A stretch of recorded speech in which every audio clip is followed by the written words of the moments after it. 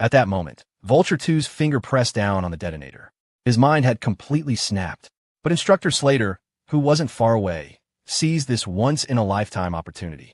In a flash, he drew his taser and fired. Damn it. Ugh. ZTT.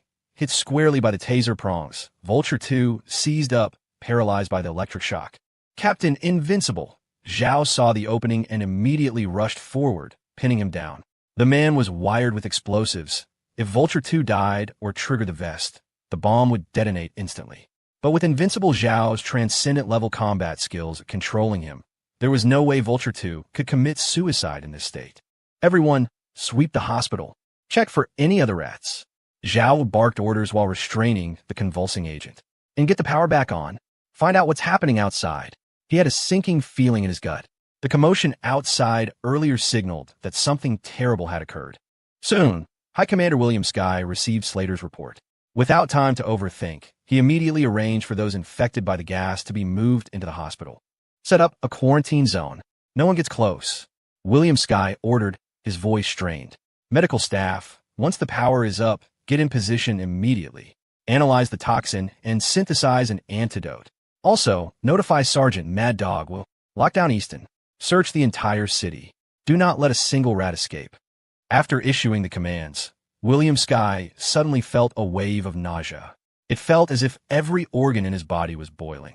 Suppressing the sensation, he watched Landon wide a range for his people to enter the hospital, then pulled out his phone. Sheldon, listen to me. Panting heavily, William quickly briefed General Sheldon on the situation. I don't know what this poison is. Like I said before, if something happens to me, Easton is in your hands. The hospital is locked down. Don't let anyone near it. All the plans Sterling and I made are in the cabinet in my office. You'll understand when you see them. Damn, this poison kicks like a mule. Did you hear everything I said? On the other end of the line, General Sheldon's voice was complex. Rest assured, Easton won't fall before you get back. I know it won't. With your conservative nature, you never do anything unless you're 100% sure. William exhaled a long breath. All right, that's it. I'm leaving this mess to you. Guess I get a few days off. He hung up the phone. In that instant, William groaned, touching his face to find a stream of blood running from his nose. He looked around at the others and gave a bitter smile. Looks like this poison isn't friendly to the elderly. General White, you're in big trouble this time. He looked at General White lying on a stretcher, worry in his eyes. White had been the first to show symptoms and was in the worst condition. Given his age, the old general already had 1 foot in the grave. It just depended on whether the King of Hell was ready to collect. Meanwhile, in NYC, a fierce battle was raging. David Evans, give up. You can't win. We came fully prepared to crush you and Jensen. NYC has been under your control for too long. We families aren't meant to live beneath others. Exactly. Just like the Cheen director back in the day, the only thing awaiting you is annihilation. Inside Columbia University, David Evans and Director Jensen were leading their respective forces in a stubborn resistance. But the opposing firepower was overwhelming. Not only had the various NYC families joined forces, but the reinforcements brought by the 2 Vulture members were relentless. Vulture 4 and Vulture 6 had been deployed to NYC long ago to unite the families and launch a general offensive on the university. Their goals aligned perfectly. The families wanted to kill David Evans and Jensen to reclaim control of NYC and restore the old order. The Vulture agents had a simpler goal: kill Henry Yin, stop the Panacea research, and steal the experimental data. It was a repeat of the Manhattan incident. That incident had been triggered by Dr. Quentin Marks. Now, it revolved around Dr. Marks' student. Fuck, we're running low on ammo. David Evans checked his casualties. Under the enemy's ceaseless suppressing fire, the pressure was immense. Damn it, I miscalculated. If I'd known, I would have kept my daughter-in-law in NYC. If Ava were here, these sons of bitches wouldn't dare be so arrogant. My son would beat the shit out of them. Beside him, Director Jensen rolled his eyes. Your son might not even answer your call, and you're fantasizing about him saving the day. Just get ready. Find a spot with bad feng shui, so you can die with some dignity, Jensen said expressionlessly. David flipped him the bird. Screw you, Jensen. I was just talking smack. I don't want to die. That has nothing to do with me, Jensen said calmly. From the day I established the Bureau of Syndicate Oversight in NYC, I was prepared to sacrifice myself at any moment. But I wasn't, brother. David cracked. I haven't lived enough yet. That has nothing to do with me. It's fine. Just endure it and it'll be over. They say you gain perspective when death is imminent. Roll off a cliff, will you? Don't be so pessimistic. David clung to a sliver of hope. Hold on a little longer. What if reinforcements are almost here? We called so many people. Maybe they're on a plane and don't have a signal. Have you ever watched anime? In scenes like this, the scumbags usually show up right at the last second to save the day. Boom, boom, boom. Before David could finish, explosions erupted in the distance. The enemy suppressing fire instantly weakened. Someone had ambushed their rear. See that, Jensen? What did I just say? David yelled with joy. The last-second hero is here. Let me see who it is. In the distance, a figure emerged from the smoke of the explosions. NYC shouldn't go back to the way it was. Sebastian Westcott roared. And I am no longer the man I used to be. You parasites of NYC. Even if the four pillars are gone, Sebastian Westcott is still here. The Westcott dynasty never dies. You want to start a war in NYC? Did you ask the Westcott dynasty first? Steward, take the brothers in charge. Under Sebastian's lead, a group of men roared and launched a frantic assault on the enemy. David Evans stared dumbfounded. He was grateful, sure, but also speechless. Buddy, I'm glad you came to help. Your speech was manly and hot-blooded. But that handful of people you brought isn't enough to fill a pothole. Are you here to commit suicide? After Leo Evans left NYC, Sebastian Westcott woke up in the hospital, clearly having been through a lot. The current Sebastian had shed his former immaturity and foolishness. The spoiled young Master Westcott was dead. The current Sebastian Westcott, after gathering the scattered remnants of his family, had formed a new Westcott dynasty. With David Evans pulling strings behind the scenes, he had become the patriarch. Steward Shu had remained by his side, inseparable. Perhaps because of Leo, or perhaps because of the unforgettable trauma he had endured, Sebastian and his family were completely different now. It couldn't necessarily be called a righteous path. No one could claim the road they walked or the things they did were truly just, but Sebastian felt that joining this battle was what the Westcott dynasty had to do. Kill! Sebastian roared. Follow the patriarch. Kill! Steward Shu echoed the roar. But the current Westcott dynasty couldn't compare to its former scale. Though they held the title of a dynasty, they were the size of a small gang. Their assistance was a drop in the bucket. That's the last-second hero you talked about? Jensen sneered. Does he think the Columbia campus is too empty and wants to add more tombstones? David's mouth twitched, speechless. This wasn't the rescue he wanted. However, just as hope was fading, explosions rang out again. David squinted, realizing something was off. He patted Jensen, looking dazed. Hey, does Sebastian's family have that many people? Why do I feel like there are more and more of them? Jensen looked into the distance. Suddenly, he saw a familiar figure, and a rare smile appeared on his stiff face. You actually called it. Jensen's eyes gleamed as he whispered, The cavalry has arrived. As his voice fell, the smoke cleared in the distance, revealing a crowd of figures. Jensen, we're not late, are we? Director Shang roared. Even though I'm not technically part of the Shang dynasty anymore, I'm still BSO. I brought men to help.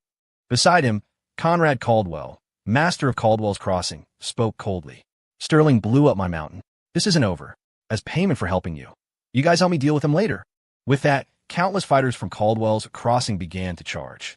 Simultaneously, explosions erupted from the east. Haha, fighting in NYC is the most thrilling.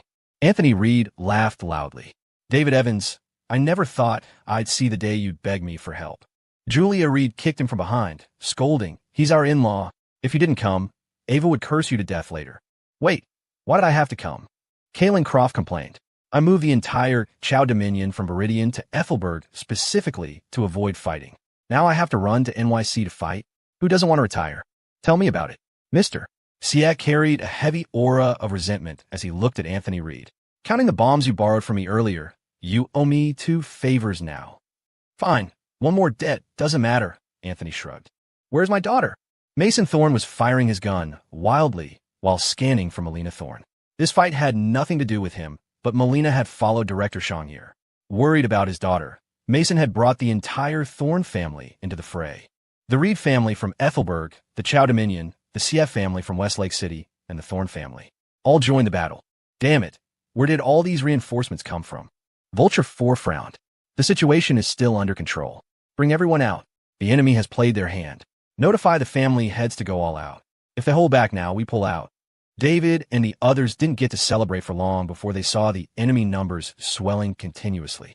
Damn it, they were hiding men too. David cursed, shameless bastards. You fought us for this long, and you were just baiting us? Shit, I thought we had this. Why are there so many of them? He felt anxious. Although Anthony Reed's support was strong, the enemy's hidden strength was formidable. Even with the reinforcements, David's side was still at a disadvantage. Vulture 6 observed the situation and spoke coldly. That's enough. Don't drag this out. Delay leads to variables. They have reinforcements to the east and north. Everyone go west. Break through from there and end this quickly. Under Vulture 6's command, a massive force began shifting toward the west. There were no reinforcements there. It was the weak point. However, Vulture 6 soon received a message that stunned him. Bad news. There are reinforcements in the west too, and they're terrifyingly strong. We're taking heavy losses. Impossible. Vulture 6 and Vulture 4 looked at each other, seeing the confusion in each other's eyes. West. Who else was coming? They hurriedly observed the Western Front. A group of people had appeared out of nowhere, tearing through their formation like a hot knife through butter. It was a complete massacre. Seemingly sensing Vulture 6's gaze, Principal Chapman turned his head and mouthed silently in his direction. The New Century sends its regards to the Vulture on behalf of Sterling. After Sterling left, he had handed full authority of the New Century to Principal Chapman. Although Chapman usually acted like a regular high school principal in Viridian, in critical moments, he was the second in command of the New Century, possessing the power to mobilize the entire organization. New Century. Sterling again. Vulture 6 gritted his teeth. He had forgotten about the wolf hiding in the shadows. Just then, Vulture 4 patted his shoulder, his voice low. Not just New Century. There's something more troublesome. In the western crowd, a figure was weaving through the enemy ranks, unstoppable. By military order, rebels in NYC, I have the authority to kill on sight. Preston Sheen roared. Surrender now and redeem yourselves, and you might suffer less later. The military sent people to NYC. The various families trembled upon hearing Preston Sheen's words. The military never intervened in NYC affairs, did they? What they didn't know was that the military hadn't intervened before because the Sheen Directorate existed. After the Sheen Directorate fell, David Evans had been sent to NYC. Now, Preston Sheen had arrived with a military order. The situation had completely changed. Vulture 4 and Vulture 6 looked at the reinforcements popping up from all directions, their expressions turning grim. This was completely beyond their expectations. Even more troublesome was that the Allied families, seeing the military involved, were already thinking of retreating. Ha! David Evans saw his side, gaining the upper hand, and roared, "Brothers, charge! Fight to the death! No retreat!" Hearing this, Jensen rolled his eyes. Why didn't you say fight to the death earlier? Now you're acting tough. Soon, David and Jensen switched from defense to offense, leading their men out of Columbia University to join the melee. Ha! Anthony, you didn't reply to my message. I thought you weren't coming. David laughed as he fought. Just you wait. I'll set you up with the good booze when this is over. Mister, see, I wasn't happy hearing this. Evans, you're only treating him? Did we come for nothing? Ha! Everyone get some. Everyone. David laughed maniacally. Internally, he plotted to steal some liquor from the old man in North Point later. Otherwise, there really wouldn't be enough for this bunch. Meanwhile, on Sebastian's side, because they charged too fiercely, they were surrounded. Sebastian Westcott. The Westcott dynasty is gone. Coming out now is just asking for death. The 4 pillars are in the past. Even if we can't kill David Evans today, we'll wipe out you remnants of the 4 pillars. Seeing danger approach, Steward Shu blocked in front of Sebastian, roaring, "Protect the Patriarch! Fight to the death! Protect the Patriarch! Fight to the death!" In the distance, Vulture 6 clenched his fist and grabbed a sniper rifle nearby. Without hesitation, he aimed at Sebastian's head. "I'll let you show off." Vulture 6 gritted his teeth. The bird that sticks its head out gets shot. "I'll show you what fight to the death means." He pulled the trigger without hesitation, firing at Sebastian. Before the shot, Steward Shu noticed Vulture 6's movement. "Patriarch, look out!" He tried to block the bullet for Sebastian, but it was too late. Just in the nick of time, a figure appeared, waving a military knife, and shockingly deflected the bullet. "Preston, Brother Preston." Sebastian looked at Preston Sheen in disbelief. You're alive." Preston turned back, looking him up and down, then smiled. "Not bad. You grew up. You've got guts. In my memory, you were still that sickly, spoiled young master. Looking at you today, you look like a real man. Good. Very good." Sebastian felt his nose sting. Hearing this validation from Preston, he He felt incredibly fortunate. Fortunate that he hadn't given up on himself. Fortunate that he persisted until today. Fortunate that he grew from the spoiled Westcott heir into the Westcott patriarch. Suppressing his emotions, Sebastian turned sharply, looking in the direction the bullet came from. "Leave those two to me," Preston said. "You guys charge too hard. You need to adjust your tempo. Having bloodlust is good, but a family leader needs more than just bloodlust." Sebastian nodded solemnly. The enemies who had surrounded them, seeing Preston Sheen appear, had already fled. Roars came from nearby. Preston looked over and frowned. "Variants? I didn't expect these families to still be so corrupt, hiding so many of them." Just then, Principal Chapman led the New Century forces over and saw the variants in the distance. Without hesitation, he shouted to Preston, "You deal with the variants. Leave the vulture to us." Preston glanced at him, nodded, and immediately moved to intercept the variants. "What do we do? We're going to lose at this rate," Vulture 4 said anxiously. "6, do you have a plan? If not, we have to retreat." Under his mask, Vulture 6's expression was equally ugly. But in this situation, completing the mission was obviously impossible. They had to retreat and save their lives. Just as Vulture 6 was about to order the retreat, something happened that no one expected. Bang! Bang! 2 gunshots rang out. Bullets pierced the hearts of Vulture 6 and Vulture 4. The two looked at their bleeding chests in disbelief, turning around with the last of their strength to look at the shooter. "You? What? Who are you?" They looked at the unfamiliar face. They vaguely remembered he was from one of the families. What was his name? They didn't know. Just a small fry. But why shoot now? Sometimes, danger is always right beside you. The shooter smiled, speaking slowly. "I used to dismiss that saying, until certain people taught me a lesson." He slowly reached up and tore off the silicone mask on his face, revealing his true appearance. "I haven't been active in NYC for too long. Maybe a lot of people have forgotten me." Leland Vance looked at Vulture 4 and Vulture 6 mockingly. "I originally thought you two could accomplish something, but clearly, your Vulture organization has disappointed me. Can't be helped. If this goes on, I'm done for two. Under these circumstances, I can only forsake the darkness for the light." Vulture 4 and Vulture 6 were shocked seeing that face. Leland Vance, with their intelligence network, they naturally knew this man. In fact, when they first arrived in NYC, they wanted to recruit him immediately. But for some reason, they couldn't find him, so they put it aside. Unexpectedly, this guy had been right beside them the whole time, watching the Tigers fight from Mountain. And now he was flipping sides. Leland looked at the flames of war in the distance and sighed with emotion. Human evil, conspiracies, deception. I've seen too much of it over the last 10 years. I wanted to use your vulture hands to rise again, but it looks like you can't beat Sterling either. With that, he didn't even look at the two of them. He raised his hand and pulled the trigger. Bang! Bang! 2 more shots ended the lives of Vulture 4 and Vulture 6. He stood up, looking at Principal Chapman, who was fighting his way toward them. Chapman noticed the situation and fixed his gaze on Leland Vance. "Don't look at me like that. Consider this my redemption," Leland shouted, pointing at the bodies.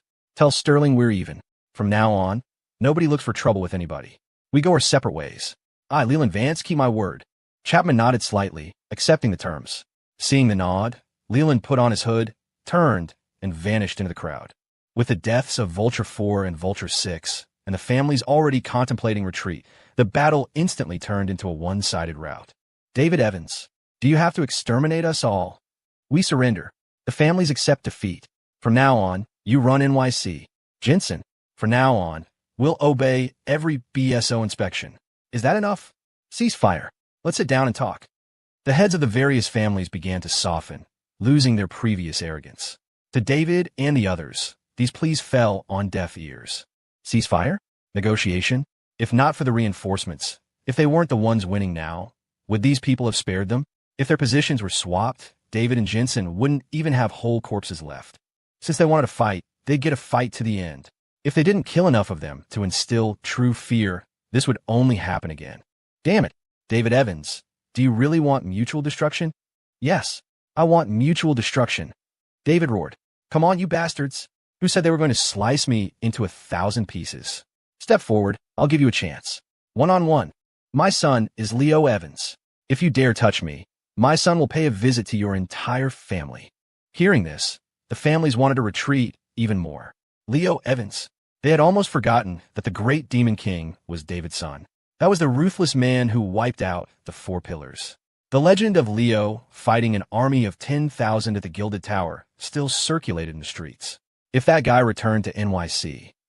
Thinking of this, the families hardened their hearts, dropped their weapons, and raised white flags. Surrender. We admit defeat. Kill us or flay us. Do as you please. We only hope for mercy. My family is innocent. We were bewitched by the vulture. They are the culprits. Seeing this, Jensen spoke to David. That's enough. If you keep killing, NYC will be empty. I know that. David rolled his eyes at him, then roared. In that case, take down the vulture's men. This is your last chance. Don't say I didn't give it to you. Hearing this, the families turned their gazes toward the remaining vulture members. Sensing the malicious stares, the remaining agents huddled together. You can't do this. The power of the vulture is beyond your imagination. Think about the consequences. However, those words had little effect. In this situation, even if it caused trouble later, saving their own skins was the priority. Without hesitation, the families turned on the vulture members. David and the others breathed a sigh of relief and began post-war cleanup. Phew, after today, NYC shouldn't see any more waves, David exhaled. Jensen, I'm leaving NYC to your BSO. The military will cooperate with you to manage the situation, but I probably won't be your contact anymore. Jensen was exhausted, slumped on the ground. He spoke word by word. NYC is just the starting point for the Bureau. I don't care about you. I just want a vacation. David shook his head. After this, I'm definitely taking a vacation. If I don't get a break, I quit. It was too damn tiring. How many years had he been rooted in NYC since taking this mission? David swore. If he had known this mission was such a hassle, he wouldn't have given General George Evans the time of day. Just then, Preston Sheen walked over, having dealt with the variants, holding a box. Where is Henry Yen? I have something for him. David looked at the box and said weakly, in a lab inside the university.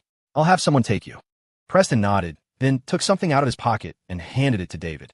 It was the mithril pistol. For Leo, this thing is useless to me now. Preston finished speaking and walked away. David held the mithril pistol, watching Preston's back, muttering, I count as his elder, right? Why is he so rude? Acting all cool and aloof. Jensen rolled his eyes. At his age, you were even ruder than him. Do you even need to wonder? Mister. Sia walked over from the distance, laughing. The apple doesn't fall far from the tree. With Leo being the way he is, how good could his father be? Hey, don't slander me. My son's behavior has nothing to do with me. We're estranged. I didn't teach him that stuff. David quickly denied responsibility. So my son-in-law is self-taught. Anthony Reed walked over looking impressed. As expected of my son-in-law. Exceptional talent. Principal Chapman, hearing this nearby and knowing certain things, spoke up. Not exactly.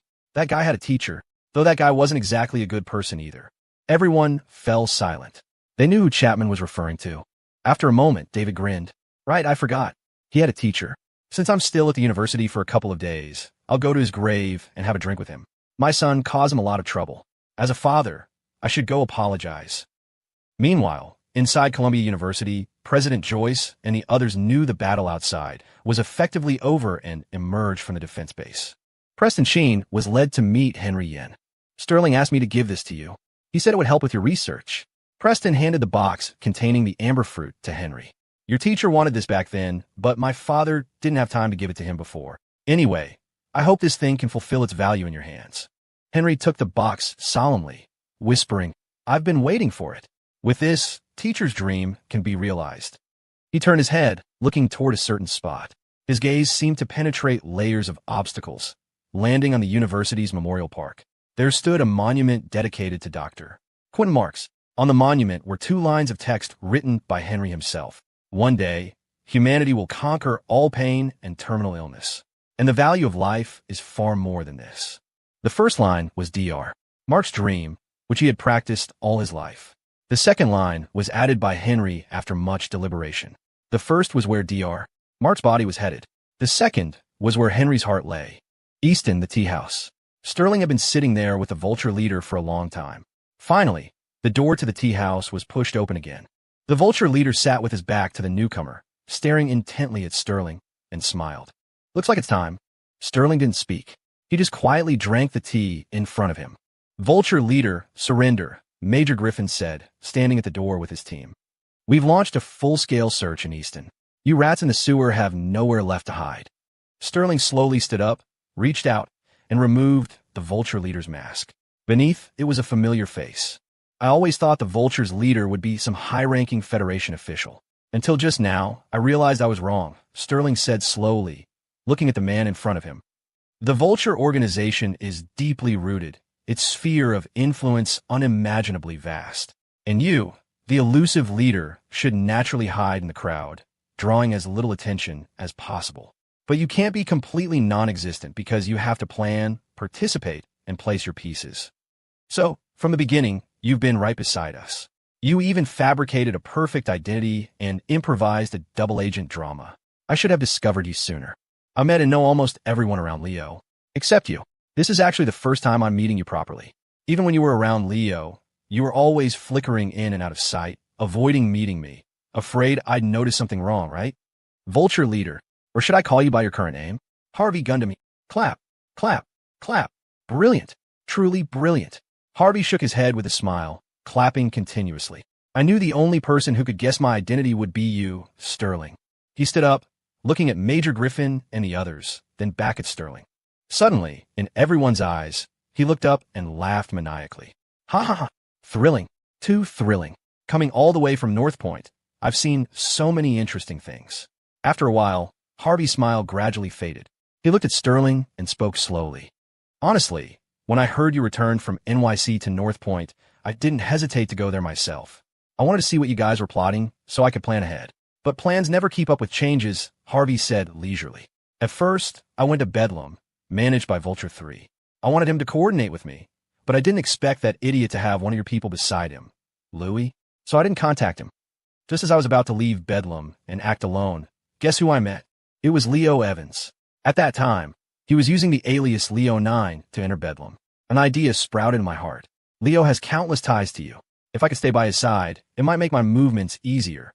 So, I fabricated a fake identity and tricked that guy. Harvey laughed. North Point and Viridian are 10,000 miles apart. Family destruction, a little girl's father seeking revenge. Such a ridiculous coincidence. And he actually believed it. Meeting a little girl in Viridian by chance, then meeting her father among millions in North Point? How could such a coincidence happen? But relying on this full-of-holes identity and my fabricated backstory, I successfully infiltrated his circle. Later, I realized I was showing too little value. I was useless to him. That wasn't good. Coincidentally, Vulture 7 died, and his mask naturally fell into my hands as the leader. So I transformed into the new Vulture 7, abandoned the dark for the light, played double agent, and accompanied Leo all the way to Easton. Harvey spoke excitedly, like a psychopath. Finally, he expressed regret. Pity Leo isn't here. Otherwise, I'd really like to see the look on his face. Sterling stared at him coldly. Why did you do all this? As for the goal, at first, it was to deal with you, Harvey smirked. But later, I got completely immersed. Have you ever played LARP? It feels something like that. Sterling clicked his tongue softly. He realized the man in front of him really seemed to be a psychopath. But then again, for the leader of the Vulture, being a psychopath was normal. I'll ask you one last thing. The destruction of the Cheen Directorate, the Manhattan incident. Did you orchestrate all that? Sterling asked. Does that matter? Harvey smiled. If I say I didn't do it, would you believe me? But truly, it had nothing to do with me. That was planned by the previous Vulture leader. I only took office recently. As for my predecessor, he died long ago. Seems he offended the organization's mysterious founder and got killed. Harvey spread his hands, looking regretful. Pity. The person you want revenge on is already dead. But it doesn't matter. We're all about to die anyway. Everyone's pupils shrank. Major Griffin shouted, What do you mean? Harvey turned to look at him, speaking slowly. I arranged it beforehand. Once the door to this tea house is opened and someone comes to arrest me, our overseas weapons base will fire a missile to raze Easton to the ground. We Vulture folks developed for so many years just to secretly get this one big killer weapon. You guys are in for a treat. Harvey scanned the stunned crowd, grinning broadly. Gentlemen, are you ready to die with me? Swish. Major Griffin immediately rushed forward to restrain Harvey, shouting sternly, When does the missile launch? Is there a way to cancel it? Ha! Too late. The missile is on its way. Harvey laughed maniacally. From the very beginning, I never planned to live through this with you. Griffin's heart instantly turned ice cold. He hadn't expected these Vulture people to be this insane. Sterling also hadn't expected the enemy to choose mutual destruction. Major Griffin had no choice but to report the situation to General Sheldon immediately. Sterling also grabbed his phone and called Adrian. Adrian, check this quickly. Sterling rapidly explained the situation. Realizing the urgency, Adrian hammered his keyboard to see if he could locate the missile and intercept it. Found it. It's indeed an overseas long-range missile. Distance over 5,000 miles. Impact in Easton in about 40 minutes. Can we intercept it? Get the military's tech to coordinate with you. I'll try, but don't get your hopes up. Adrian's tone was grim. Whether it's electronic jamming or laser interception, the success rate isn't high. Clearly, the Vulture prepared thoroughly. Kinetic interception is also too late. Hearing this answer, a sense of powerlessness rose in Sterling's heart. All right, do your best. Sterling hung up and looked at Harvey, his eyes filled with anger. Harvey met his gaze and laughed loudly. Yes, that's it. Victory, defeat, planning. None of it matters. From the start, none of us had a way out. The only ending awaiting us is this one. Let chaos reign. The more chaos, the better. Meanwhile, Griffin received bad news. Damn it. The Vulture's people are spreading news of the missile in the city. Panic has started. An emergency evacuation will be chaos. And the High Commander is still in the hospital. Griffin was anxious, but for now, he could only take Harvey away and see what General Sheldon arranged. Sterling walked out of the tea house. Even from a distance, he could hear the commotion in Easton. I didn't expect this result. Sterling gave a bitter laugh. He had focused solely on strategy, trying to win through planning. But he had underestimated the madness of this group. Harvey, completely restrained, looked at Sterling and whispered, "People always love happy endings, but reality is never as perfect as a story. Often, it's full of mockery and irony." Thwop, thwop, thwop. Suddenly, the sound of a helicopter filled the air. Everyone looked up to see a chopper slowly descending. Blard. Before the helicopter even landed, a figure jumped down early, hunched over and dry heaving. Lau. Sterling and Harvey stared blankly at Leo Evans. At a time like this, you came back to Easton? Haha, Lau, you actually came back. Harvey laughed. I've seen people look for death, but never like this. Looks like God doesn't want to let you go either. Hearing the voice, Leo slowly looked up at the restrained Harvey. Gundam? What's going on with you? He's the Vulture leader, Sterling said helplessly. He's been lying to you the whole time. What did he lie to me about? This reaction obviously dissatisfied Harvey and confused Sterling. But Leo said nonchalantly, he didn't cheat me out of money or feelings. Before, he even knelt down and called me his benefactor. He's the Vulture leader. Heh, he gave Harvey a thumbs up and said something that nearly broke Harvey. You Vulture guys are really kinky. The crowd hadn't expected Leo to say such a thing after learning the truth. But, although surprising, it was also totally on brand. Leo, now isn't the time for that. Easton is. Griffin quickly began explaining the dire situation Easton was facing. After listening, a strange expression appeared on Leo's face. Then, he gave Harvey a thumbs up again. TSK, TSK, TSK, you Vulture guys really play hard. Even missiles. Harvey was even more confused. What is wrong with this guy? A missile is coming. You're all going to die. Your wife and friends are all in the city. Who knew? The next second, Leo said lightly, it's just a little missile.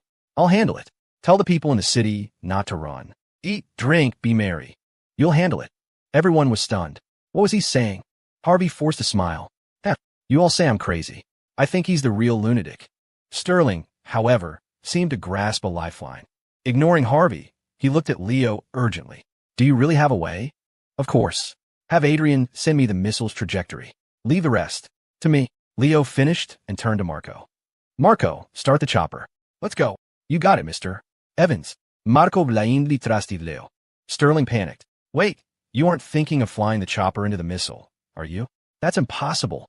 Bullshit. Who said anything about a suicide run? I haven't even had my wedding yet. Don't curse me. I said leave it to me.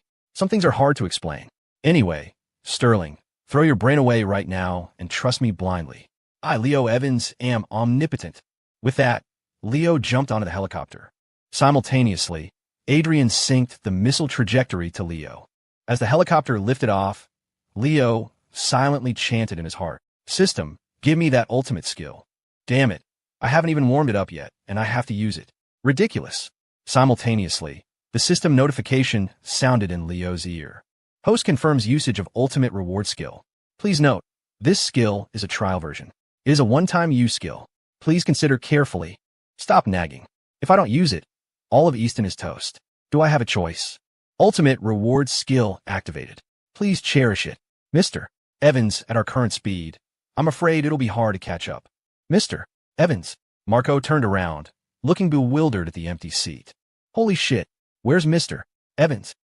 Meanwhile, in the sky, a figure was stepping on air, moving with incredible speed, 1,000 miles in a single step. Boom! Leo's figure flickered at an altitude of 30,000 feet. He stopped, the surrounding clouds shattered by the shockwave. At this moment, golden light shone brilliantly in his eyes, and his entire being was surrounded by an indescribable aura. He slowly looked up, his gaze traversing 1,000 miles, locking onto the missile flying rapidly toward him. Although the ability is one-time use, being cool lasts forever. Leo smiled. I begged a big shot system for a long time to borrow this ability. Use it with gratitude. Hearing this, the corners of Leo's mouth lifted. Saying that lowers the vibe, but since you put so much heart into it, I won't call you a trash system this time. Leo knew the system must have begged everyone it knew to get this skill for him. Otherwise, it wouldn't be such a coincidence to have this as the ultimate reward. Thanks, system. You're welcome, host. The next second, Leo took a deep breath. He slowly extended his arm forward. The air in front of him visibly condensed into the shape of a sword. Leo stared ahead, aiming at the missile, and gently swung down. At the same time, four words slowly came out of his mouth. Heaven, splitter, boom! The sound erupted from his mouth, resonating through heaven and earth. In his hand, the invisible sword made no whistling sound of a blade cutting air. There was only a naked, sharp edge tearing through the sky, slashing out like a scar across the heavens. Rumble. The moment the sword beam contacted the missile, it turned into a blinding ball of fire, accompanied by a deafening explosion, detonating high in the sky. Amidst the explosion, the sword beam didn't stop. It frantically swept up the debris of the missile, turning into a powerful gale that swept the sky. The sky had been split open. Awesome. Indescribably awesome. Leo stared excitedly at the scar in the sky before him, unable to believe he had slashed that out with a single strike. Who the hell said you couldn't cultivate immortality? Wasn't he doing it right now? Let's do another slash for fun. Heaven splitter. Split. Open. But no matter how Leo swung his arm, nothing happened. It was as if that magnificent strike just now had been a hallucination. Leo looked at the dissipating, invisible sword in his hand and fell into a deep silence. No way, system. Just one slash? Seriously? I told you it was a trial version. Cherish it. That trial was too fast. I'm begging you, system. Let me play one more time. I'll pay money, okay? Pay my ass. What do you think this is? I begged for ages to borrow this thing. I have to return it, or it'll affect the plot over there. Hurry up and get back to the helicopter, or I'll return the skill now and let you fall 30,000 feet to your death. Move it. The protagonist in that other Shinsha novel is waiting to use it. Hearing the system's relentless urging, Leo felt bitter and a little aggrieved. They were both protagonists. Why were his skills all picked up or borrowed? It wasn't fair. Hearing his inner thoughts, the system mocked him. Fair? That protagonist fights for his life every day, licking blood from knife edges, hanging by a thread. And you? What do you do besides act like a chaotic weirdo? Why should you get the same treatment as him? That would be unfair to him. Hurry back. I have to return the skill. They're rushing me over there. After getting scolded by the system, Leo completely behaved himself and obediently headed back. At this moment, Marco thought he had lost Leo and was panicking. Marco. Blarg. Head back to Easton. Hearing Leo's voice, Marco froze and whipped his head around. Mr. Evan, you. This. Just now. Marco stammered, his eyes wide with disbelief. He clearly saw no one behind him just a moment ago. But now Leo was sitting there obediently, still looking airsick. He regretted it instantly. He forgot about the airsickness. Damn, if he'd known, he should have just flown back to Easton himself. Hurry up, I feel like dying. Forget it, I'll sleep first. Wait, Mr. Evans, aren't we going to intercept the missile? It's fine. The missile's gone. Don't worry about it. Just go back. Blarg. Leo waved his hand repeatedly, then decisively knocked himself out and fell into a deep sleep, leaving Marco completely bewildered, not knowing what had happened. They were just going back. Did he hallucinate earlier? Am I too tired lately? Seeing things. Marco muttered to himself. However, holding on to the principle of blindly trusting Leo, Marco turned the helicopter around without question. No one knew that the missile capable of destroying all of Easton had been solved by Leo, just like that. Inside Easton, Adrian stared at his computer screen in disbelief. The missile was gone. No signs of interception. It was as if it had suddenly evaporated. What happened? Although he didn't know why, Adrian immediately called Sterling and told him the discovery. The missile is gone? What do you mean? Sterling was rarely stunned. Soon, he looked up sharply at the empty sky and whispered, "No way. That guy." "Who? What do you know?" Adrian asked quickly. Sterling was silent for a moment. "Nothing. The missile being gone is a good thing. At least we don't have to die. Hanging up now. I have to tell General Sheldon and suppress the panic in Easton." With that, Sterling hung up and immediately informed Sheldon. The missile crisis was resolved. Immediately after, Sterling received a message from Principal Chapman. NYC was also completely secure, and they were wrapping up. Of course, Chapman also conveyed Leland Vance's message. Leland Vance. Sterling paused. "I didn't expect that guy to get involved too." Soon, he shook his head with a laugh and ignored it. The Vulture leader Harvey Gundam. He was captured, and the other tails were dead or wounded. They were routed. This round was a total victory. But Sterling couldn't smile, because in the hospital, William Skye and the others were queuing up at death's door. With General Sheldon handling the situation in Easton, he had nothing to worry about there. So he had to go to the hospital to check the situation. Sterling took out his car keys, got in the driver's seat, floored the gas, and drove toward the hospital without hesitation. Meanwhile, at the hospital, Dr. Hannah Kane and Dr. Horace Kane were staring at each other at the door of the pharmaceutical lab. "Poison?" Hannah asked. "Yeah, time is tight. I have to try to mix an antidote." Horace scratched his head awkwardly. "You aren't a doctor at this hospital anymore. Right now, you're a patient." Hannah, wearing a mask, tapped the sign next to her expressionlessly.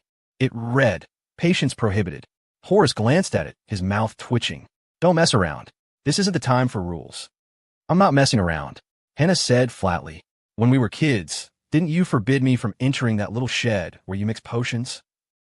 "I did that to protect you. I was afraid you'd mess things up. I'm afraid you'll mess things up too." Hannah glared at him, interrupting. "The effect of that detox pill you took has long expired, right? You forcing your body to keep going is useless. Hurry up and go lie in a hospital bed. If you die here, I'll be held responsible. I'll research the antidote. My medical skills aren't inferior to yours now. If I can't make it, no one in Easton can." Hearing this, Horace gritted his teeth. Why did this little girl still have that temper? He didn't even dare say such arrogant words. Where did she get the confidence? Horace scratched his head, his tone softening. "Wouldn't it be faster if I joined you? Go. To bed." Hannah's tone turned cold, enunciating every word. "Don't make me say it a third time." Bam! The door slammed shut. Horace was locked out by Hannah, not daring to say another word. Meanwhile, at the end of the corridor, Julian Reed and Ava Reed were getting checked for infection. They saw this scene and looked at each other. Ava blinked. "Brother, I think I just saw your future." Julian's mouth twitched. He patted Ava's head. "Don't talk nonsense. Nothing's happened yet. Besides, your brother isn't like Horace. How could I ever be treated like that?" Ava rubbed her head and gave Julian a disdainful look. "Keep blowing smoke. I'm your sister. You think I don't know you? A single dog who's never even dated." Fortunately, as Vulture 5 had said, the poison wasn't contagious. So Julian and the others were safe. Unfortunately, the toxin was incredibly potent and had no known cure. Others were okay for now. Their symptoms weren't obvious, so they had time to wait for an antidote. But a few were already half-stepping through the gates of hell, racing against time. The most critical cases were General White and Director Sullivan. White because of his age, and Sullivan because of a gunshot wound that exacerbated his condition far beyond White's. Doctors, think of something." Tanner King cried out. "Isn't this a hospital? Aren't you highly skilled? Why are you just watching? Find a way to save them." The surrounding doctors were silent. They could treat Sullivan's gunshot wound, but they couldn't neutralize the highly destructive toxin. Dr. Chase punched the wall hard. Only now did he understand how crushing this helplessness was. As a top medical graduate, whether in the operating room before or now, he could do nothing. "I studied medicine. To save people." Dr. Chase bit his lip, his eyes red as he whispered. "But whether it was before or now, I can't save anyone. That's normal." Horace Kane appeared behind him unnoticed. Looking at Dr. Chase's state, he spoke earnestly. "Remember this feeling of helplessness, because this won't be the last time. We can pull people back from the brink of death, but the King of Hell has countless ways to snatch them from our hands. Being a doctor is just that kind of profession. Rules, ethics, those are certainly important. But what's more important is whether you have the courage to fight the king of hell for a life. With that, Horace patted Dr. Chase on the shoulder and walked straight to the ward where he was supposed to be. Horace said this because, in that moment, he saw his former self in Dr. Chase. Dr. Chase stared at his back, slumped on the floor in a daze, deep in thought. Horace returned to the ward and saw his fellow patients. Got scolded and sent back, huh? Master Silas mocked while gnawing on an apple. I knew that girl Hannah wouldn't spoil you. Still think you're her master? I am her master. Horace huffed. Where did you get the apple? Give me one. Gone. Just this one. Louis stole it from somewhere. Beside the window, Louis sat with his arms crossed, scoffing. I saved that for myself. If you weren't poisoned, I would have beaten you up already. He looked at Horace. Well, can the poison be solved? Hard to say. Depends on that girl's ability. Horace spread his hands. If she can make the antidote, we live. If not, we die. Hearing this, Louis's face grew solemn. So, what do you two want to be buried? With old Sheen. Screw your grandpa, Louis. Fuck off, Louis. Silas and Horace cursed simultaneously. No results yet. And he was already planning their burial? Some brother he was. Not human at all.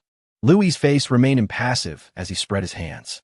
Anyway, once this is over, I'm going back to run the flower shop with Natalie. It'll be convenient to send you flowers during the holidays. Silas and Horace turned green.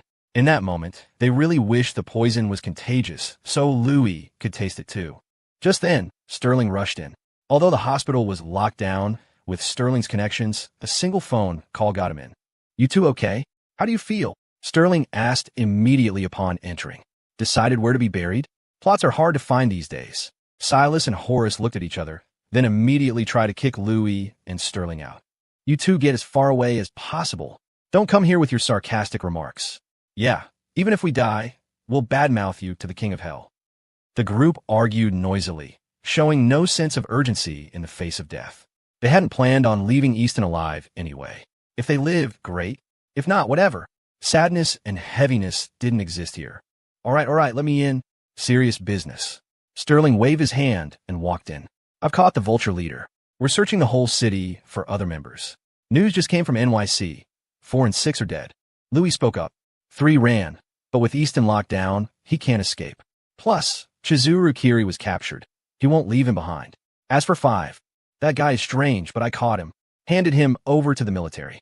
Sterling nodded. So 2 is captured and 1 dead. Julian Reed walked in, looking at Sterling. He begged me for a quick death. I granted it. Hearing this, everyone nodded and said nothing. With that, almost all the Vulture leaders were gone. It was impossible for the remaining grunts to turn the tide. But the key was the so-called founder of the Vulture. Louis, you said 5 was strange? What? That guy's actions didn't seem authorized by the Vulture leader. He acted on his own inner thoughts. Louis frowned, recalling Vulture 5's behavior. It was like he didn't take the Vulture leader seriously at all. Sterling's face grew grave. Maybe I need to see that 5. Based on your description, I suspect he might be the founder of the Vulture. Founder? Louis's pupil shrank. I'll take you to him now. No ruse. Since he's in military custody, he can't run. We can find him later. Sterling finished and turned to look at Julian, curious. I almost forgot to ask, what are you doing at the hospital? Bumping into the Vulture's operation. That's too coincidental. Julian was about to make up an excuse when Ava jumped out from behind him. My brother is here for a blind date. Tisk, Ava. Julian glared at her. Swish, swish, swish. Instantly, everyone in the room fixed their eyes on Julian, thick with gossip. Yo, you know how to date? Master Silas whistled, as if he had caught Julian's weakness. Which girl? Need me to give you some tips? I'm not bragging, but I'm an expert in this field. If you two get together, you don't even need to thank me too much. Just wipe my debt. Hearing this, looking at the triumphant Silas, the corners of Julian's mouth lifted slightly. Sure, if you can survive this poison, I'll do as you say. Really? Silas's eyes went wide. He was just teasing, but there was actually a chance. The dawn of paying off his debt to Julian was finally visible. Then it settled. A gentleman's word is his bond. TSK, Silas, what if you regret it later? Julian teased. That girl isn't ordinary. Her elders are quite difficult to deal with. Difficult doesn't mean impossible. Leave it to me. Silas slapped his chest righteously. I tell you, if those elders disagree, I'll throw away my dignity. Cry, scream, hang myself, whatever it takes to handle them for you. If I fail, Silas, will will follow your lead for the rest of my life. My life is yours. Hearing this, Julian laughed. All right, it's a deal. Deal. Silas clapped excitedly. Tell me the girl's name. I'll research her later. Holding back laughter, Julian inadvertently glanced at Horace, then spoke slowly. Her name is Hannah Kane. No problem. Hannah Kane, right? Silas's eyes bulged as he processed it. Hannah what? Hannah Kane. Horace and the others looked at Julian in shock. Silas repeated in disbelief. Are you sure her name is Hannah Kane? The female doctor here, Hannah Kane. I'm sure. Julian smiled. You said it. Help me handle her elders, or sell your life to me. I await your good news. With that, Julian took Ava and left the room. Only a few seconds after leaving, Silas's pig-slaughtering scream rang out from the room, mixed with curses from Horace and the others. Silas, you're a fucking pig. Pigs aren't as stupid as you. You moron. I knew you were dumb. But today I learned you're incurably stupid. Is Julian Reed a good person? You owe him so much debt. And now at death's door, you play with him. You want to help him handle us? Come on, come on. Let's see how you handle us. I'm telling you, you better pray the poison kills you, or we'll beat you to death. Damn gambler. Degenerate gambler. I told you not to bet. I told you not to go all in. Thump, thump, thump. Art, stop hitting me. I'm a patient. Silas's screams were incessant. They hadn't expected Julian's blind date to be Hannah Kane. Hannah was an orphan Horace picked up as a child. She had no family. Her few elders were Sterling and the guys in the room because they watch her grow up. Now, this moron, Silas promised Julian to help handle Hannah's elders. Wasn't that selling them out? And he bet his life on it. They were truly enraged by this idiot. Even Sterling couldn't help joining in the beating. Brother, you're really bad. Ava stifled a laugh. You're gonna get that bald guy killed. You didn't plan this, did you? I didn't. He offered, Julian said helplessly. He delivered himself on a platter. I could not trick him. So you really plan to chase Sister Hannah? Impossible. Just talking. Julian said lightly. Feelings aren't that easy. Ava looked disdainful, acting like a love guru when you've never dated. But she didn't dare say it, or she'd get lectured. TSK, TSK, TSK. Look at the single dog acting like Casanova. Suddenly a voice spoke up, stunning Ava. Only one person dared to tease Julian so recklessly. Lau. Ava looked at Leo, Evans approaching. Weren't you at the frontier? When did you get back? Leo was speechless. Bro, I finished the job at the frontier ages ago, okay? Pity Ava didn't see him split the sky and slash the missile. Otherwise, she'd definitely be charmed to death. Thinking of this, Leo smiled, but felt regret. Such a cool moment, his only chance, and no audience. As the saying goes, looking cool feels good, but looking cool with no one watching doesn't feel good at all. Shortly before, Marco flew Leo back to Easton. Since they hadn't gone far, they returned quickly. After learning about the hospital, Leo and Marco rushed over. Ava, Julian, you guys okay? Marco looked worried. We're fine. The poison isn't contagious, so we got lucky, Julian smiled. What about the others? Leo asked. Can it be cured? They're trying to mix an antidote, but some might not make it. Why? Do you have a way? Nope. What do you take me for? Think I'm omnipotent? Leo spread his hands helplessly. I'm a psychiatrist at best. This needs professionals. Who got poisoned? Anyone I know. HM. Silas and Horace. TSK. Tragic. Did they pick a burial spot? Didn't ask, but they probably arranged it themselves. Leo nodded, then turned to Ava. Hungry. Hungry. Ava nodded frantically. She was starving. Hadn't eaten all day. Leo smiled and took Ava's hand. Let's go. I know a place with good pot roast noodles. He waved at Julian. My mission is done. The rest isn't my business. Julian was speechless. He hadn't eaten either. Not inviting him. So many people are lying in hospital beds, dying, and you're going for pot roast noodles. Is that appropriate? Julian asked helplessly. Leo didn't look back. True. I'll pray for them while I eat the noodles. He wasn't a saint who worried about the world. Besides, he couldn't help with this. So, eat, drink, and be merry. Strange. Where the hell is my sniper rifle? In the room, Kane looked confused. He had searched every corner, but couldn't find his gun. Surely that bastard Leo didn't take it? Stop looking. Adrian sat slumped in a chair, listless. When Marco left earlier, he seemed to have swiped your gun too. Probably brought it to Leo. What? Kane felt struck by lightning. Leo really had it? This is the final season, and you take my gun? Don't you have your own signature weapon? Do you know how many seasons I've gone without an appearance? Why didn't you say so earlier? Kane complained to Adrian. Made me look blindly for half the day. Were you just watching for fun? Adrian glanced at him. I was busy. Who has time to watch you? Maintaining high-intensity computer operations had exhausted even Adrian. Now that the crisis was resolved, he had nothing to do, so he collapsed in the chair, not wanting to move. Beep beep. Just then, Adrian's computer chimed. Someone sent him an email. Adrian raised an eyebrow, clicked it open, and saw the content. Evan, I know it's you. For this year's World Hacker Tournament, I hope you participate. Give me a chance to defeat you. The signature was an English name, Kellen. Adrian looked at the name, his heart unmoved. He immediately tossed the email into the trash. For the other party to know the name, Evan, they must be a world-renowned hacker. But Adrian couldn't be bothered. He didn't know this small fry. Didn't even know who it was. As for the World Hacker Tournament, he stopped playing that ages ago. Boring. Mainly because there were no opponents. Meanwhile, in a heavily guarded cell in Easton, Warren, formerly Vulture 5, was firmly restrained, unable to move. I say, how about just giving me a quick death? Warren looked helpless. Although I'm a bad guy, you can't deny me the bathroom, right? I'm very hygienic. I'd rather hold it until I die than mess my pants. It's uncomfortable. How about we negotiate? Either kill me quickly or let me use the bathroom. However, everyone ignored his words, pretended not to hear. Warren rolled his eyes. Forget it. Can't count on you guys. I'll do it myself. Watch me bite my tongue. MMPH. Before he could finish, someone stuffed a gag in his mouth. Then, a figure walked over slowly and stood before him. Vulture 5. Who exactly are you? General Sheldon's gaze was sharp. The identities of all the dead tails have been verified. Except you. He looked at Warren's badly burned face, paused, and continued. We can't find any information on you.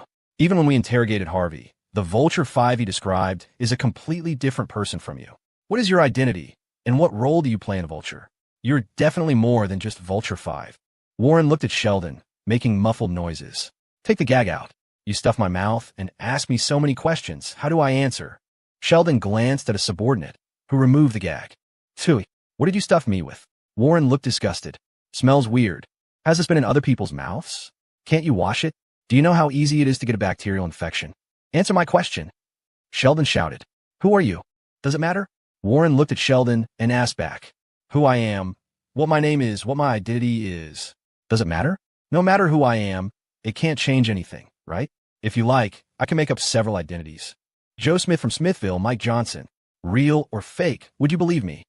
Sheldon looked at him silently. Warren shrugged indifferently. The Vulture leader is captured, the tails are cut, the other members dead or fled.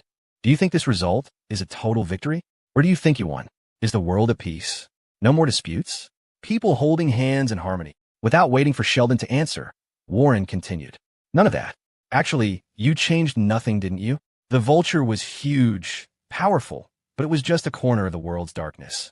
The Vulture is gone, but there will be Raventail, Foxtail, whatever tail appearing, doing the same or similar things. In this world, as long as humans exist, peace is impossible, because there are ladders between people. Once someone is on a higher or lower rung than you, your vision, your heart, including your inner desires, won't allow this inequality. Instead of saying the Vulture creates chaos, it's better to say the Vulture is just climbing the ladder amidst the chaos. Warren grinned, revealing yellowed teeth, a terrifying smile. This world is a giant ladder, and it has no end. From birth, we are at different positions on this ladder. Everything we do is to climb up. In this process, some keep their feet on the ground, step by step. Some jump several levels at once, reaching high positions. Some fall thousands of feet, never to rise again. And some mark time and place, mediocre, muddling along. Sheldon locked eyes with Warren. He found no desire in Warren's eyes. It was an indescribable feeling. So, saying all this, what's your point? Sheldon asked. I just want to say, what the Vulture did, in essence, is no different from ordinary people. Warren smiled. Chaos was never an abyss, but a shortcut on the ladder that most people can't see. Climbing up is everything. We're all climbing. You can't define us as bad guys just because we wanted to take a shortcut.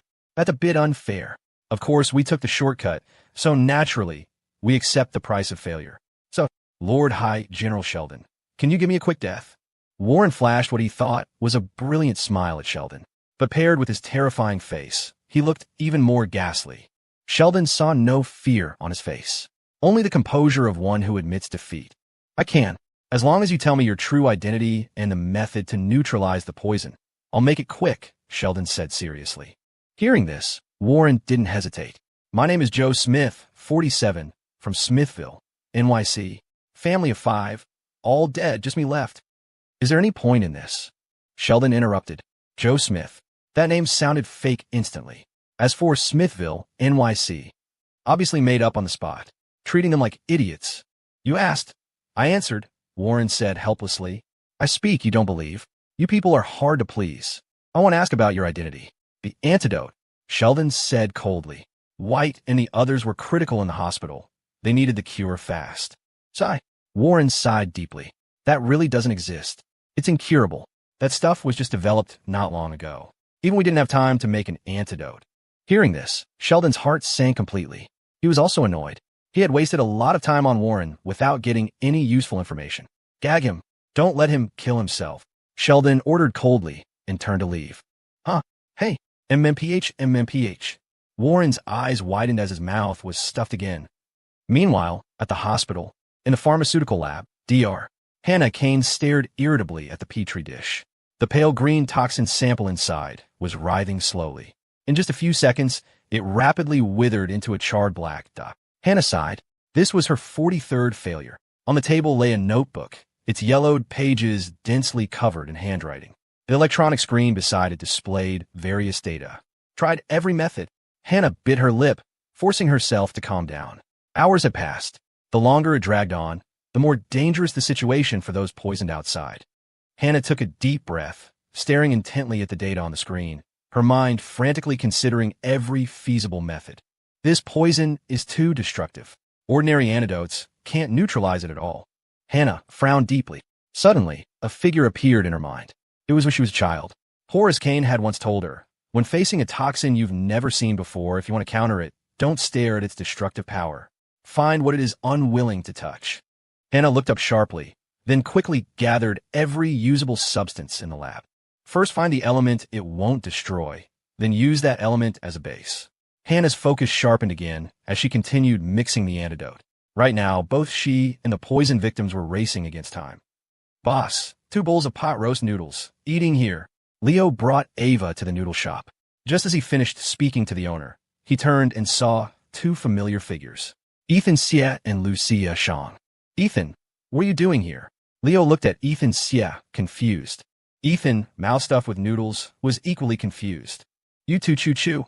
Why did you run over here, Choo-Choo? Weren't you at the frontier? Came back. By the way, shouldn't you two be training right now? With something this big happening in Easton, who cares about training? So you care about eating noodles?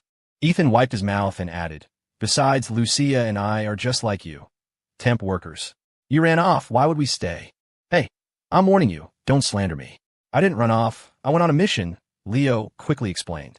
Ethan scoffed. I know exactly what you're like. You might as well say you went to buy Inferno burritos. That would be more convincing.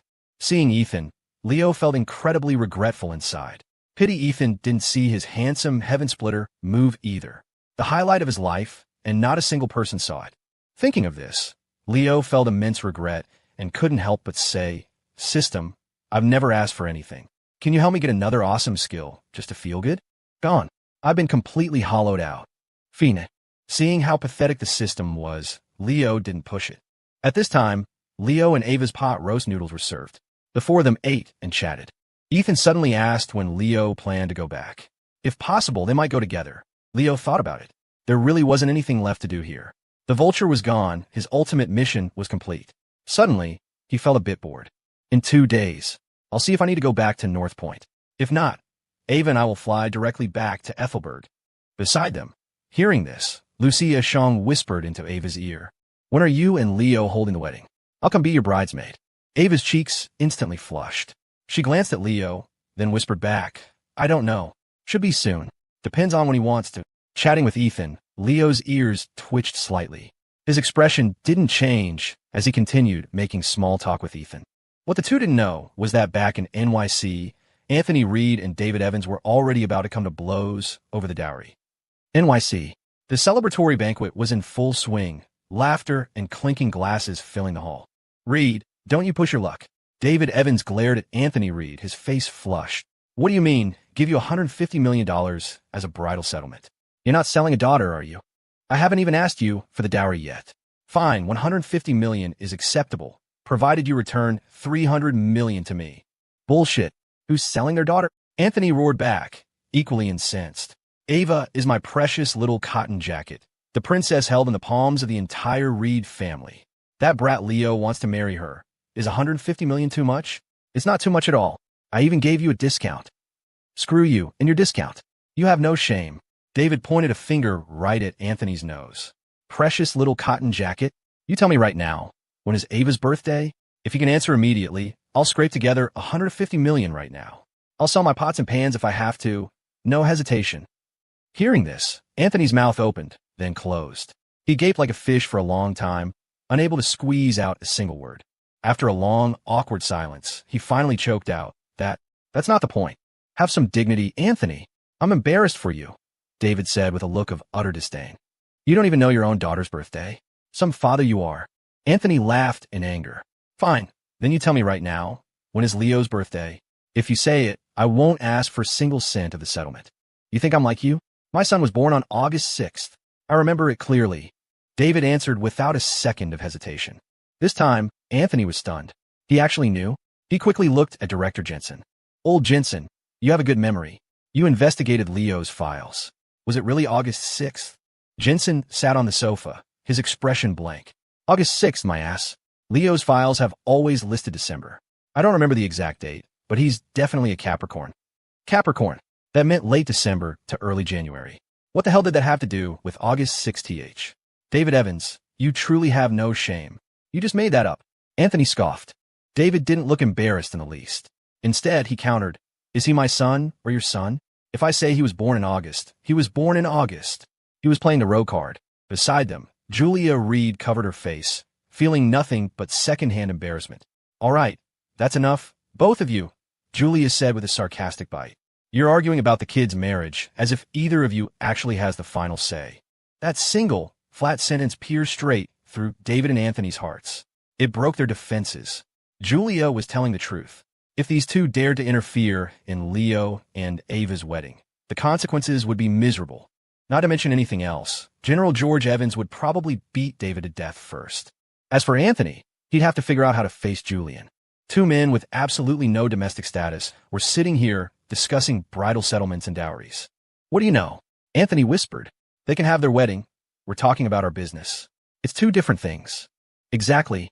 Is it easy for us married men to scrape together some private cash? David muttered in agreement. The rest of the room looked on with amusement.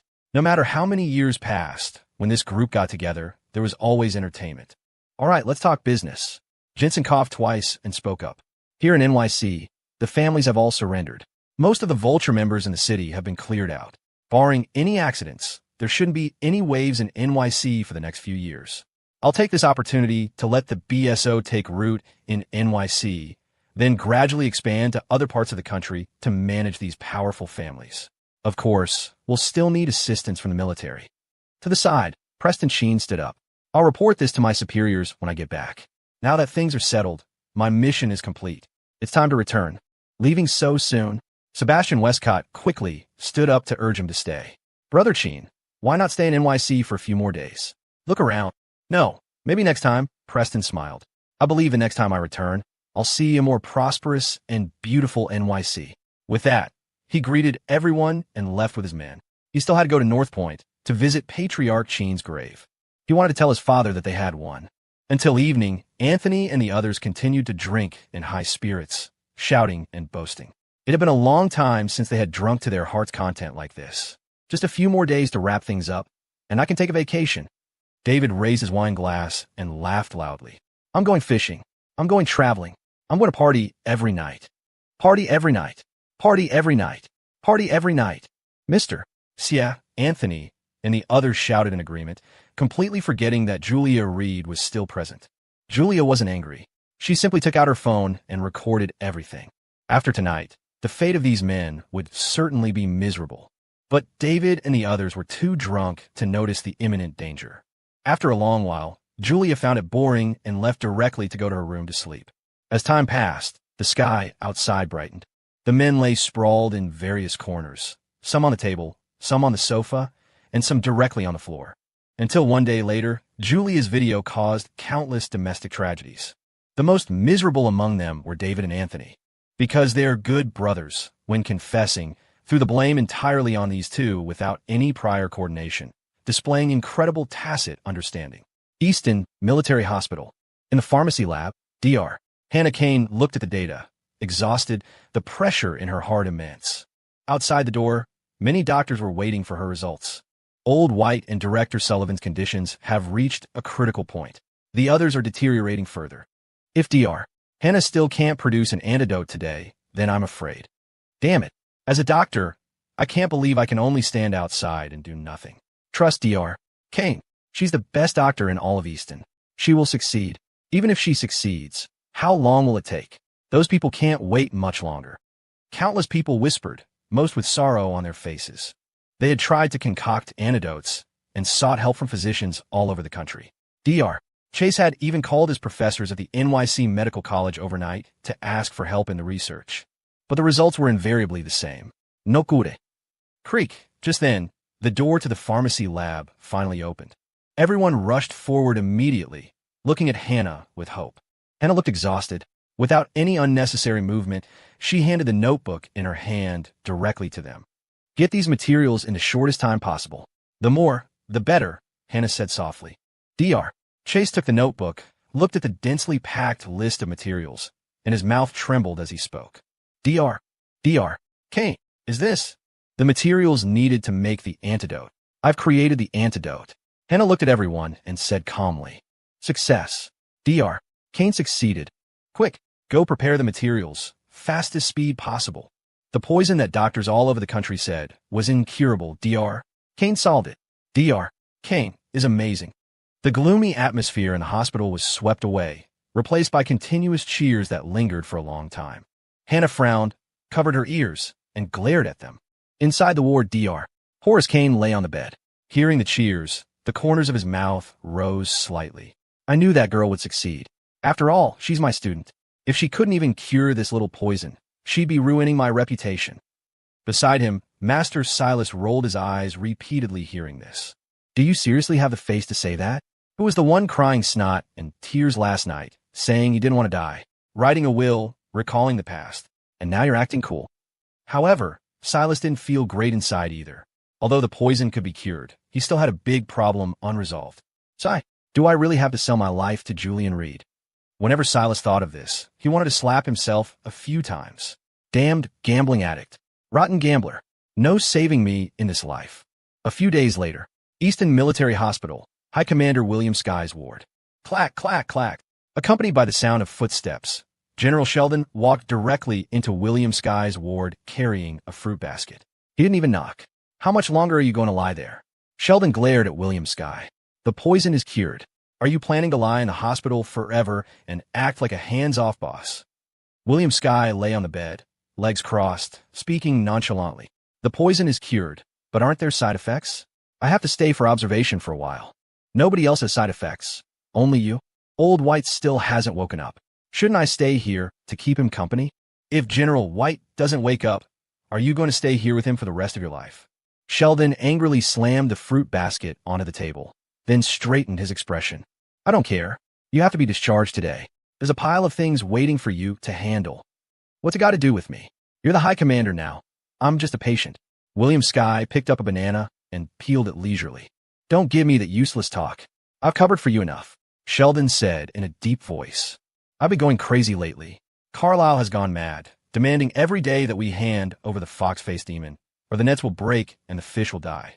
He's bluffing, William Sky said without thinking. Carlisle has no other skills. He just likes to borrow authority to intimidate people. And Commander reigns from the Pacific Isles. He's negotiating with me every day, demanding his people. Demanding people? What people? Chizuru Kiri and Shiro Kiri. Both brothers were captured by us in Easton. We didn't kill them. We've kept them locked up. That's fine.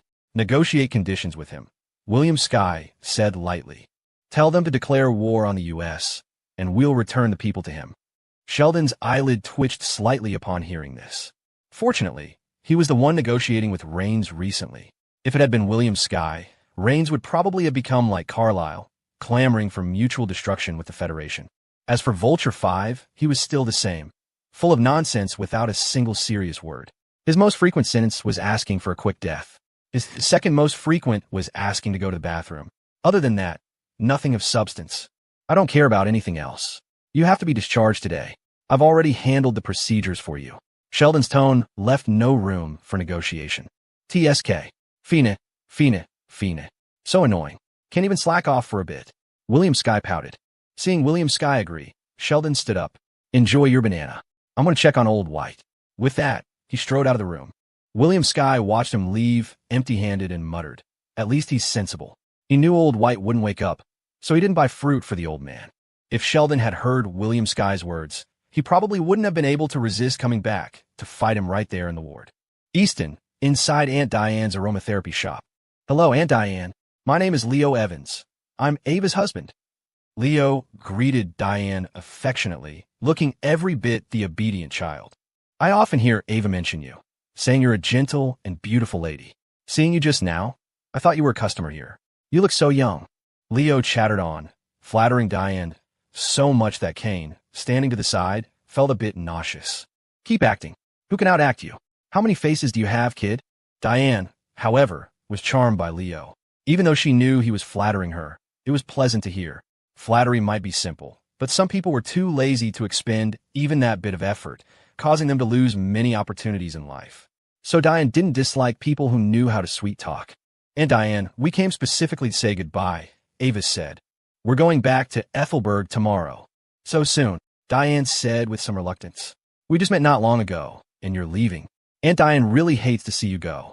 Before anyone else could speak, Leo jumped out and waved his hand grandly. Then we won't go. We'll stay a few more days and keep Aunt Diane company. Thud. Ava couldn't resist kicking Leo. Are you addicted to sucking up? Everyone has bought their tickets and packed their bags, and you say we're not leaving just like that? How old are you being so willful? Kicked by Ava, Leo immediately put on a wronged face. Aunt Diane, look at Ava. She bullies me like this every day. I hit it off with Aunt Diane instantly. What's wrong with staying a few more days? Ava glared over, and Leo immediately hid behind Diane, seeking protection. Diane held back a laugh and said, All right, Aunt Diane is just teasing you. Meetings and partings are part of life. I told Julia that I plan to open a branch in Ethelberg later. Maybe we'll meet again very soon. Hearing this, Leo immediately straightened his back. Aunt Diane speaks so well. Just for that sentence, I must buy some aromatherapy from Aunt Diane to take back. Enough already. Everyone chanted silently in their hearts. Why does this guy always like to pull this act in front of elders? But what shocked everyone was that Leo didn't just buy some. He bought a huge pile. Why are you buying so much? Ava frowned, watching Leo carry a large bag of various styles. She said speechlessly, If you bring all this home, will we still be able to breathe? Who said I'm taking it home? Can I give it to friends? Leo grinned, then said, Ava, pay the bill. We can't take Aunt Diane's things for nothing. Ava was even more confused. I have to pay. Do you have no money yourself? Diane looked at Ava with a smile. I didn't expect our Ava to be in charge of the money. Ava was about to refute, but Leo spoke first. Of course, to prevent me from spending money recklessly, all my assets have been handed over to Ava. You really have the nerve to say that?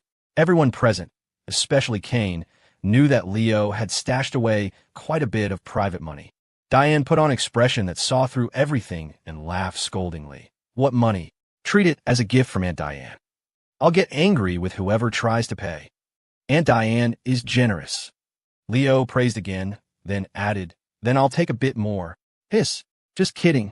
Ava smiled sweetly while pinching the flesh at Leo's waist. That's enough. You have thick skin, but I still want to save face. Just then, a figure walked into the shop. Everyone looked over and froze. Hannah. Diane was surprised. What brings you here? I ran out of aromatherapy at home. Came to buy some. After Hannah finished speaking, she looked at the group with a strange expression. Then, her gaze fixed on Julian. Julian touched his nose and quickly shifted his gaze, looking around as if searching for something. At this moment, everyone felt a tacit understanding arise in their hearts. Great opportunity. Hey, Ava, I'll take you guys to the second floor to sit for a while. A box of good tea just arrived. You should taste it, Diane said first. Sorry, Hannah, I'm busy entertaining guests. Take your time choosing. Julian, didn't you want to buy aromatherapy too? Hannah, why don't you help pick some for him? He's a man and not very good at choosing. Thanks. With that, Diane dragged the group straight to the second floor, leaving only Julian and Hannah behind. Originally, Leo didn't want to go. He wanted to eat melon. Gossip live on the scene, especially Julian's gossip. But his arm couldn't twist against everyone else's thighs. Under the coercive gazes of Ava and the others, Leo obediently followed upstairs. But at this moment, all his hacks were turned to the max. His ears pricked up straight, afraid of missing a single word from the two downstairs. Downstairs, Hannah saw this scene, slowly turned her head, and looked at Julian. You use aromatherapy? Huh? Yes. Occasionally. Julian touched his nose, panicking inside. He really wasn't good at handling this kind of situation. Have you ever been in a relationship? Julian froze. So direct. No, he answered honestly. Then do you want to be in one with me? We could try getting along. Getting along requires time. Hannah paused, then added, but aren't you going back to Ethelberg? I don't accept long-distance relationships, so it depends on whether you're willing to stay in Easton. Hearing this, Julian smiled bitterly. I'm afraid that's not possible. Then there's nothing to talk about. Hannah interrupted Julian, took a bottle of aromatherapy from the shelf, scanned the code to pay, and left. Just like that. Julian watched Hannah leave. Only after a long time did he react. What was I doing just now? Why did my brain go blank? Why did I speak without thinking? And she completely held the initiative. In just a few sentences, I got dumped. Julian was a bit confused. What does this count as? Failed blind date. Upstairs, Leo couldn't help but laugh out loud. Julian, oh Julian, you bastard. Even you have a day like this. That was basically a speed run rejection. What are you laughing at? Ava asked strangely. Nothing, I just thought of something funny. Leo stifled his laughter, his body trembling uncontrollably. On the other side, Hannah took the aromatherapy she bought to her office. As soon as she sat down, she stared at the computer screen, doing nothing, just zoning out, wondering what she was thinking. About half an hour later, Hannah suddenly stood up and went straight to the director's office. Bang! Director Sullivan was sitting at his desk and was startled by Hannah suddenly opening the door. Can you knock? You scare me to death. Sullivan said helplessly. I'm weak. My injuries haven't healed yet. Can you show some consideration? However, just as he thought Hannah had caused trouble for the hospital again, Hannah's first sentence made Sullivan almost jump out of his chair. Director, I want to resign. When can the procedures be done? Sullivan spat out his tea, dumbfounded. WH, what did you say? Resign? Yes. No, I don't want a long-distance relationship. Sullivan was truly confused now. What on earth is this? Before he could speak, Hannah continued. Also, didn't hospitals all over the country fight to poach me before? Yes, but didn't you ignore all of them? Help me find if there are any hospitals in Ethelberg. If there are, tell them I'm coming. With that, Hannah didn't look back and walked straight out of the office, leaving Sullivan alone, messy in the wind. No, what is the situation? Sullivan suddenly raged. I'm a director. You resign just because you say so? Do you have any respect for hospital rules? Do you have any respect for me, the director? You lawless little girl, you resign. You could at least write a resignation letter. Sullivan's tone gradually weakened because he realized he really couldn't do anything about Hannah. Since the antidote was created, Hannah's reputation had spread throughout the Federation. Countless hospitals were fighting for her. If Hannah said the word, the directors of those hospitals would fly to Easton and use every means to take her away from him. But Sullivan could understand all that. What he couldn't understand was, what the hell does can't accept long-distance relationships mean?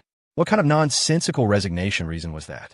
After Hannah left the director's office, she walked to the elevator and waited. Suddenly, she turned her head to look at the window at the end of the corridor. There, a figure with a cast on his arm was leaning against the window, talking on the phone with someone. Dad, I've really thought it through. I want to stay in Easton. I've already told the commander.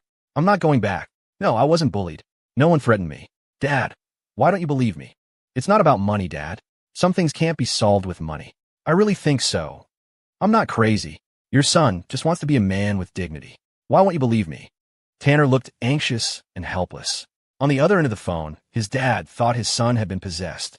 Hannah saw this scene, a smile appearing at the corner of her mouth. Then she stepped into the elevator, looking no more. North Point, East Side Ridge.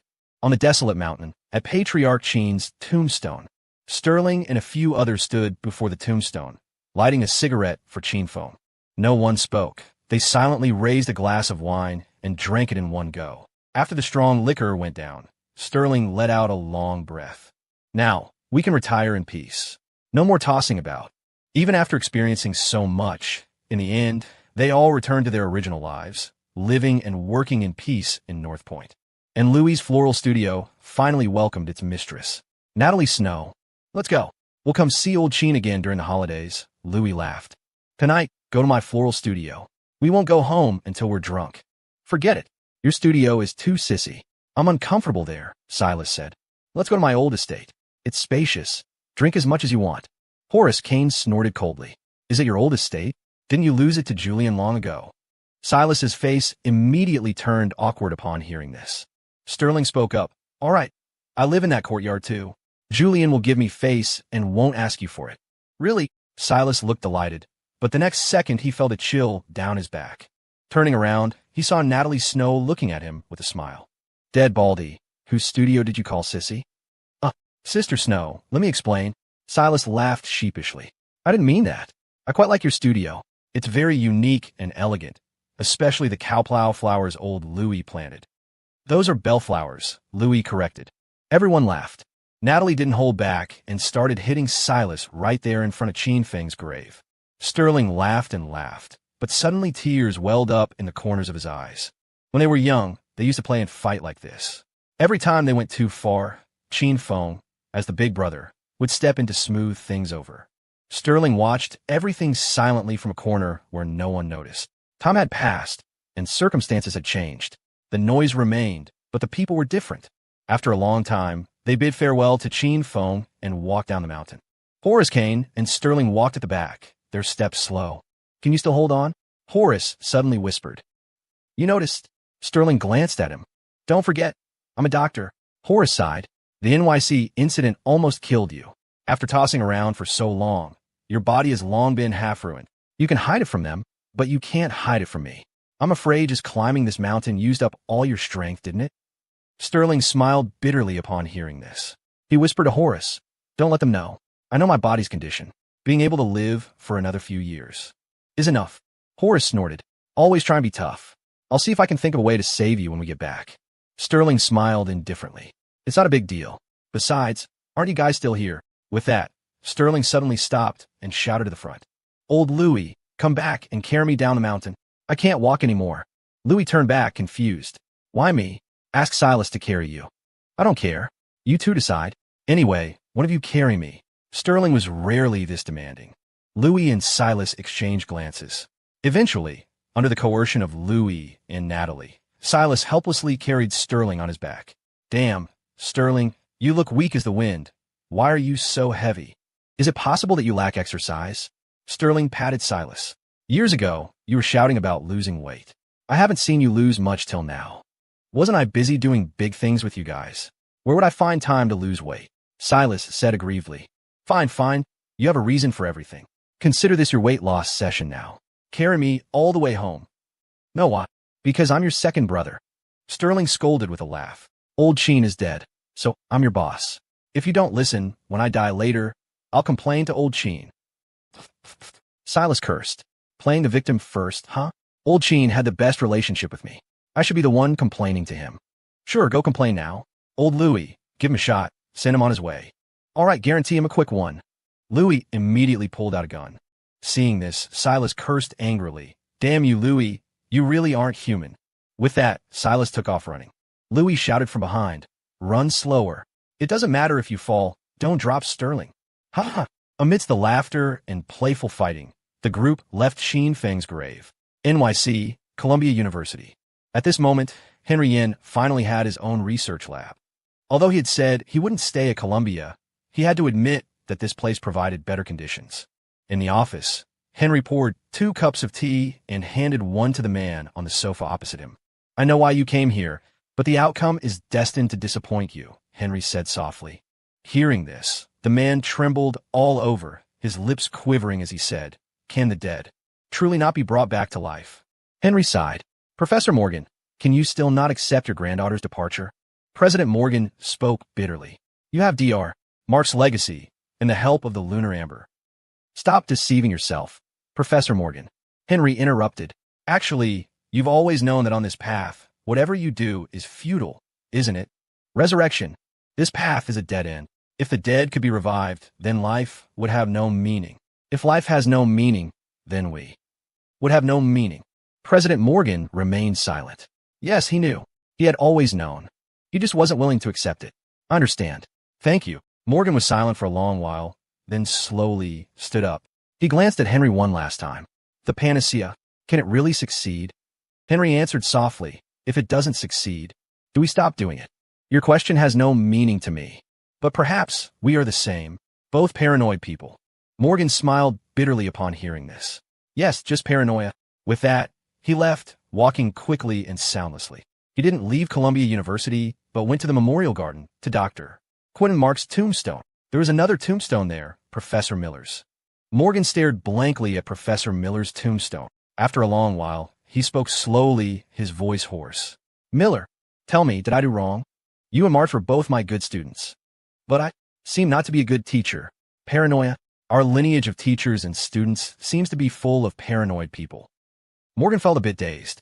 Was this fate? Perhaps an ill fate. Morgan let out a long sigh, his eyes holding endless, deathly stillness. Maybe I should have left this world long ago. As his voice fell, President Morgan disappeared from the Memorial Garden. His whereabouts, unknown. Main storyline end. Expect another 10 to 20 chapters of side stories in daily life. Then I'll say goodbye to everyone. In a massive system universe. A cold, mechanical voice rang out. System 9527, issuing your promotion mission now. You will enter a random world, select a protagonist, and advance together with him until the ultimate mission is completed. If the ultimate mission is completed, you will successfully promote to a high-level system.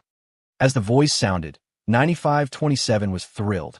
The promotion mission it had waited so long for had finally arrived. It could finally break away from the group of low-level systems and become a higher-level existence. Promotion mission initiated. System 9527, please prepare to enter the random world. After a burst of dazzling light, 9527 successfully descended into the random world. Let me see what kind of person the host is this time. Why is he sleeping in class? TSK. Seems like he's not very smart. Forget it. I'll just throw out a random task, see if I can get him killed, and find a decent host for myself. So, the system began to issue tasks. Out of mischief, it deliberately chose a very socially awkward task. Find a random girl and confess. Heh, you want Heaven Splitter? Keep dreaming. I've been a system for so long, and I haven't even seen Heaven Splitter myself. Damn, this kid has got something. He actually dared to confess. Thick skin. Almost forgot. I have to give this kid a reward. Let me see what's in the garbage. Oh no, the skill recycle bin. Firearms mastery? Whatever, no time, this will do. Package it up. Newbie gift pack. Sounds more high-end that way. Send reward. Haha, this kid finally got kidnapped. Here's the chance. Either you die of embarrassment or get killed by these people. Hurry up and die, so I can find a host that fits my standards. Damn, he survived even that? Are you kidding me? No, I have to kill this kid. I don't believe it. System 9527. It has been detected that you harbor malice toward the current host and have attempted to intentionally obliterate the host. You are hereby issued a first serious warning. If similar behavior is discovered again, your right to exist as a system will be revoked. Shit, got caught. No way, do I really have to complete this world's ultimate mission with this abstract lunatic? Although systems must advance and retreat with their hosts, I don't want to be bound to this brain-dead host. I seriously suspect rigging during the random binding process. I protest. System 9527, you have no right to protest. That is a privilege for high-level systems. This won't work. This host is too weak. We've barely started, and he struggles just beating people up? No, I have to go to the recycle bin again. See if there are any powerful skills. What is this? Cheap shot. Whoa, this thing is pretty strong. Why isn't a recycle bin? What a waste. Fuck, no wonder it was thrown away. It has side effects. Motion sickness on most transportation. Whatever. Faint if you want, it's not me fainting. I'll take it. Doppelganger. Why is there a time limit? No wonder it's trash. Animal affinity. Forget it. Mosquito meat is still meat. Better than nothing. Recycle bin staff, please bundle these for me. I'll take them all. Declare them for me. The recycle bin employee's voice sounded. 9527. Here, to pick trash again? What do you mean pick trash? That sounds so ugly. But keep an eye out for me. See if there are any particularly good skills lately. Hey, now that you mention it, there really is one. See if you want it. Explosive physical enhancement? Why is the name so tacky? And side effects? Can't learn to drive in this lifetime? Which system threw this away? Why such an abstract side effect? Don't worry about it. Just say if you want it. TSK. Fine, bundle it up too. But this name is too earthy. If I give it to that guy, he might roast me again. Gotta change the name. Let's call it Gale Force. As for side effects, cheating comes with a price. As a system, I've done my best. Damn, this kid courts death every day. Is he really going to die one day? He can't die. If he dies, my promotion is ruined. No, gotta think of a way. That one ahead. Seems to be a big shot system ranked in the top 100. Holy crap, found a carry. So, big shot. Have pity on me, boo-hoo-hoo. Some big shot system. 95-27. Can you stop pestering me every day? My protagonist only has a few lives. You ask for one as soon as you open your mouth. How am I supposed to run the plot here? Big shot. I have no choice. My host is too miserable. Up to now, the skills he uses are all ones I picked up for him from the dump. I'm a system too. I have pride, boo-hoo. Just do a good deed and give me a life. Your protagonist is so awesome, fighting against the heavenly Tao and all, having so many lives. If you secretly reduce one or two, he won't notice. Fine. I'll give it to you. Take it and go, don't annoy me. Damn, really stepped in dog shit today. He got it. With this, no matter how much he messes around, there's room to salvage it. Let me think of a name to throw it to him. Okay, let's call it Undying Pact. Hope he doesn't court death too much. Why are there so many advanced skills in a recycle bin this time? Wow, completely incomparable to those trash items from before. Are those guys so extravagant now? Throwing out these high-end goods? Recycle bin employee, you're just in time. 2 days ago, a protagonist bound to a system died, so all those skills returned here. If you came a few seconds later, these things might be gone, but it's impossible for you to be late. You practically wish you could guard this place every day, afraid of missing any good stuff. Nonsense. That's my promotion mission after all. I have to be diligent. Bundle all these high-end goods. And those low-level ones too. Bundle them all. I'll throw all this stuff at that guy at once. Now he shouldn't call me a garbage system, right? Motherf, I begged Grandpa and Grandma to get you this life, and you just waste it like that? I'm seriously convinced. I help you so much. How are there still people in this world you can't beat? Trash. You're a pure trash host. No, I have to go to the recycle bin again. Haven't been there in a while. See if I can find something good. Damn, thought I could lay back and win. Now I'm panicked again. Seriously. That one ahead. Big shot. Big shot, don't go. Some big shot. 95-27. That's enough from you. Last time you took a life from my protagonist. Now you open your mouth asking for Heaven Splitter? Do you have no shame? Big shot. I beg you, boo-hoo-hoo. My life over here is really bitter. It's a struggle just to beat a mortal. I swear this is the last time, really the last time. I'll return it to you immediately after using it. My side is about to have the grand finale battle. You borrowed my protagonist's ultimate move. What am I supposed to do? The grand finale is coming, but it hasn't happened yet, right? If worse comes to worst, learn from that Fire Lotus guy next door, let the supporting characters drag out the plot, then make a last-minute entrance. What do you take me for? I never do that last-minute stuff. Can you not compare me to those modded freaks? I beg you, big shot. If you don't agree, I won't leave. I really stepped in dog shit today. I'm warning you. Return it immediately after use. Do you hear me? Yes. Rest assured, I'll definitely return it to you first thing. Damn, finally got it. That kid clamors for Heaven Splitter every day. Now I'll give him a big surprise. System 95-27. Congratulations on completing the promotion mission. Successfully promoted to high-level system. You may choose to detach from the host or leave a projection avatar to continue binding with the current host. Continue binding. After all, I watched him come all this way. If I leave, apart from being a top-ranked scholar, he's nothing. When I make it big one day, I'll get him a permanent version of Heaven Splitter so this bastard won't call me a garbage system every day.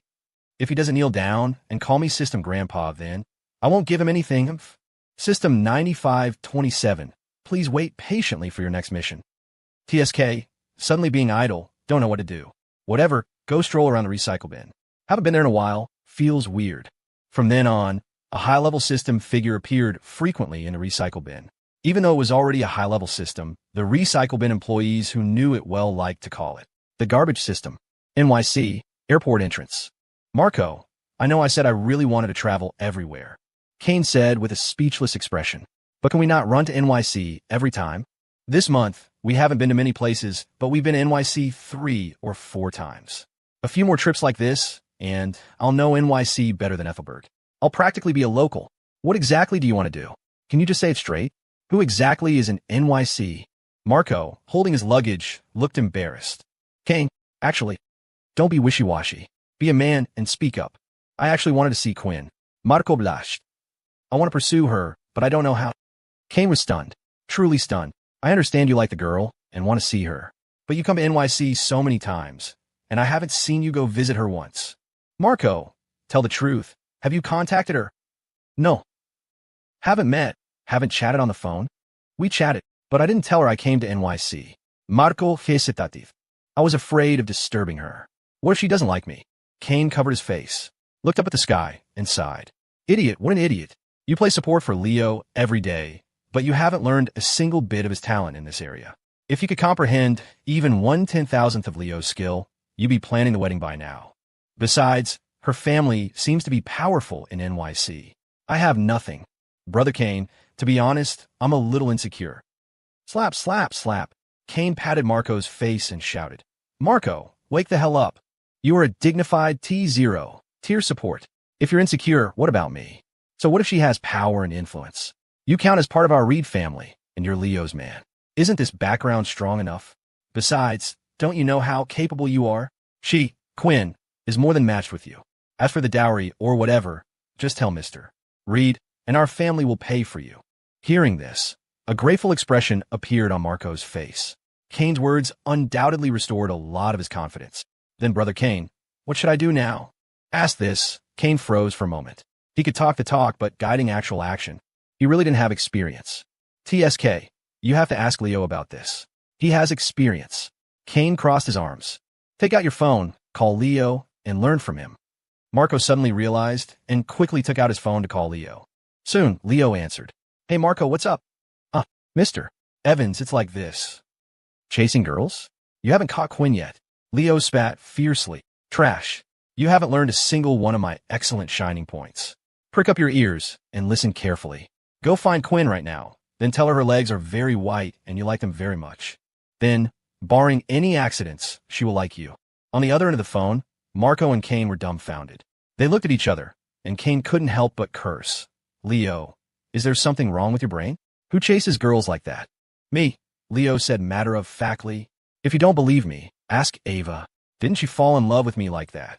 Holy crap. Ava, what are you doing? On the other end, Leo's scream suddenly sounded. Then, the phone was abruptly hung up. Marco listened to the busy tone coming from the phone and hesitated. Should I? Try what Mr. Evans said. Don't try it, Kane said with a dark face, hesitating not a bit. I was wrong. That guy isn't a normal person at all. Then what now? How about asking Quinn out first? Kane analyzed calmly. No matter what, you have to bravely take this step, Marco. Just then, a figure walked shakily up to them. Two destined ones. You look a bit troubled. Shane Quill, wearing sunglasses, chuckled. How about it? Want a fortune reading? Maybe it can help solve some problems. Kane was surprised. Why is this guy here? Big scammer. You're in NYC to swindle people again? Not all, sir. This Taoist travels everywhere. Meeting you two here is truly fate. Fate? I think you just feel NYC is easy money, so you stay here. Hearing this, Shane smoothed his beard in dissatisfaction. Aren't you ruining my reputation saying that?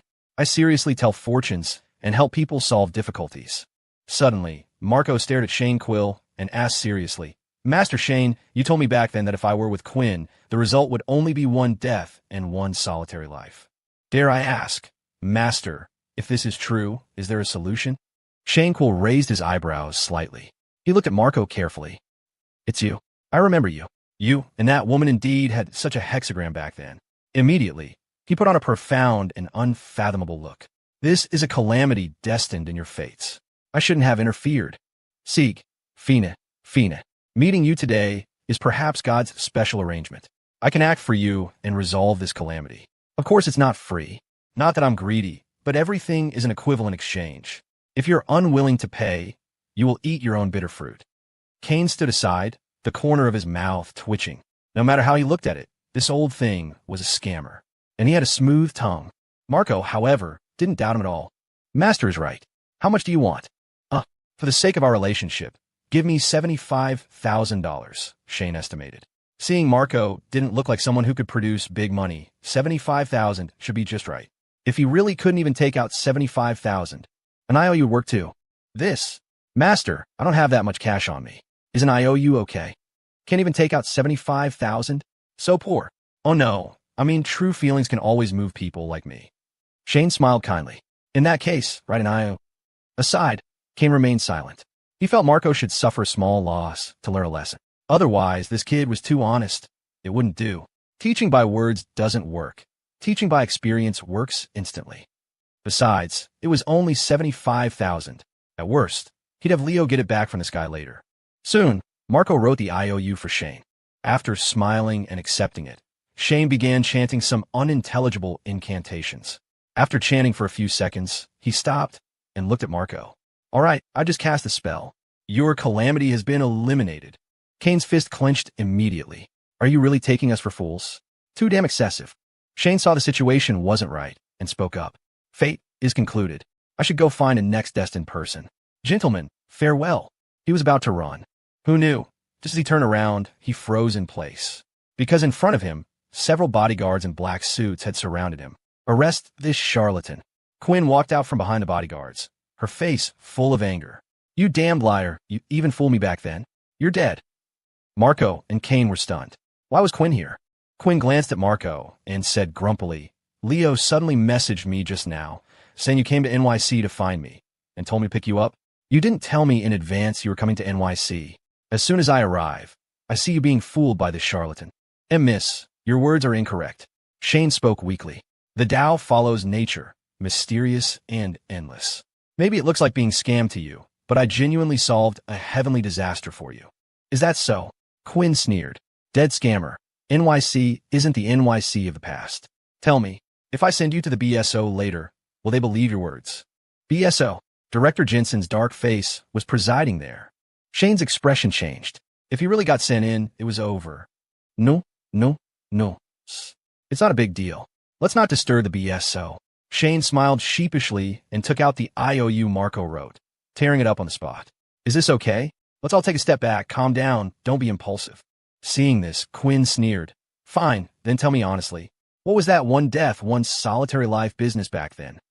Shane glanced at Marco and said guiltily, wasn't that just to establish a persona, blowing a little smoke? Fake? Marco was stunned. 2 seconds later, he rolled up his sleeves. Shane Quill, I'll fight you, you bastard. Hey, don't get physical. Seeing the situation was bad, Shane immediately revealed his strength, darting out from the encirclement and fleeing swiftly. Kane's eyes widened. This dead Taoist actually had such strength? Chase him. Must catch that dead liar. Quinn said coldly. The group of bodyguards immediately chased after him, shouting catch the liar as they went. Seeing this, Kane said very tactfully, Marco, I'm going over there to buy coffee. You guys chat. Quinn looked at Kane, then turned her gaze to Marco. Why did you come to NYC to find me? Marco's face was red.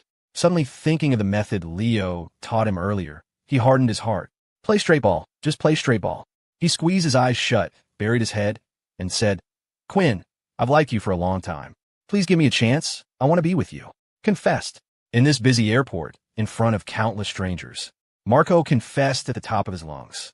Quinn's icy expression dissipated instantly. Her cheeks flushed red. What are you saying? There are so many people here. Just then, a figure suddenly jumped out from behind Quinn. Sister, is he Marco? The one you've been thinking about day and night? Kia, when did you follow me?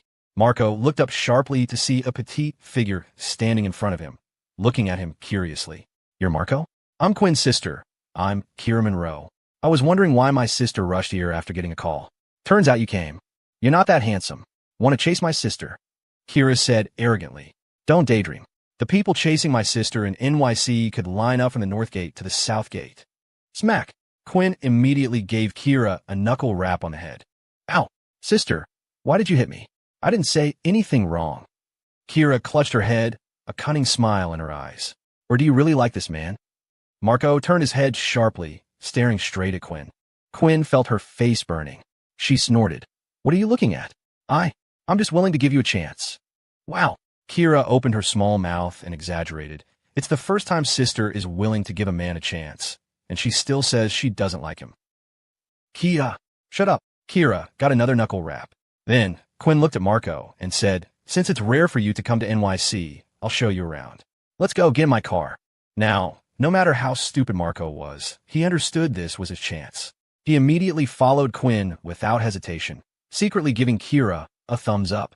Seeing this, Kira secretly made an okay gesture to Marco. Praise Kira. Praise Mr. Evans. Without these two, this wouldn't have worked today. Once he took the step, Marco believed that with sincerity, he could definitely move Quinn. Definitely.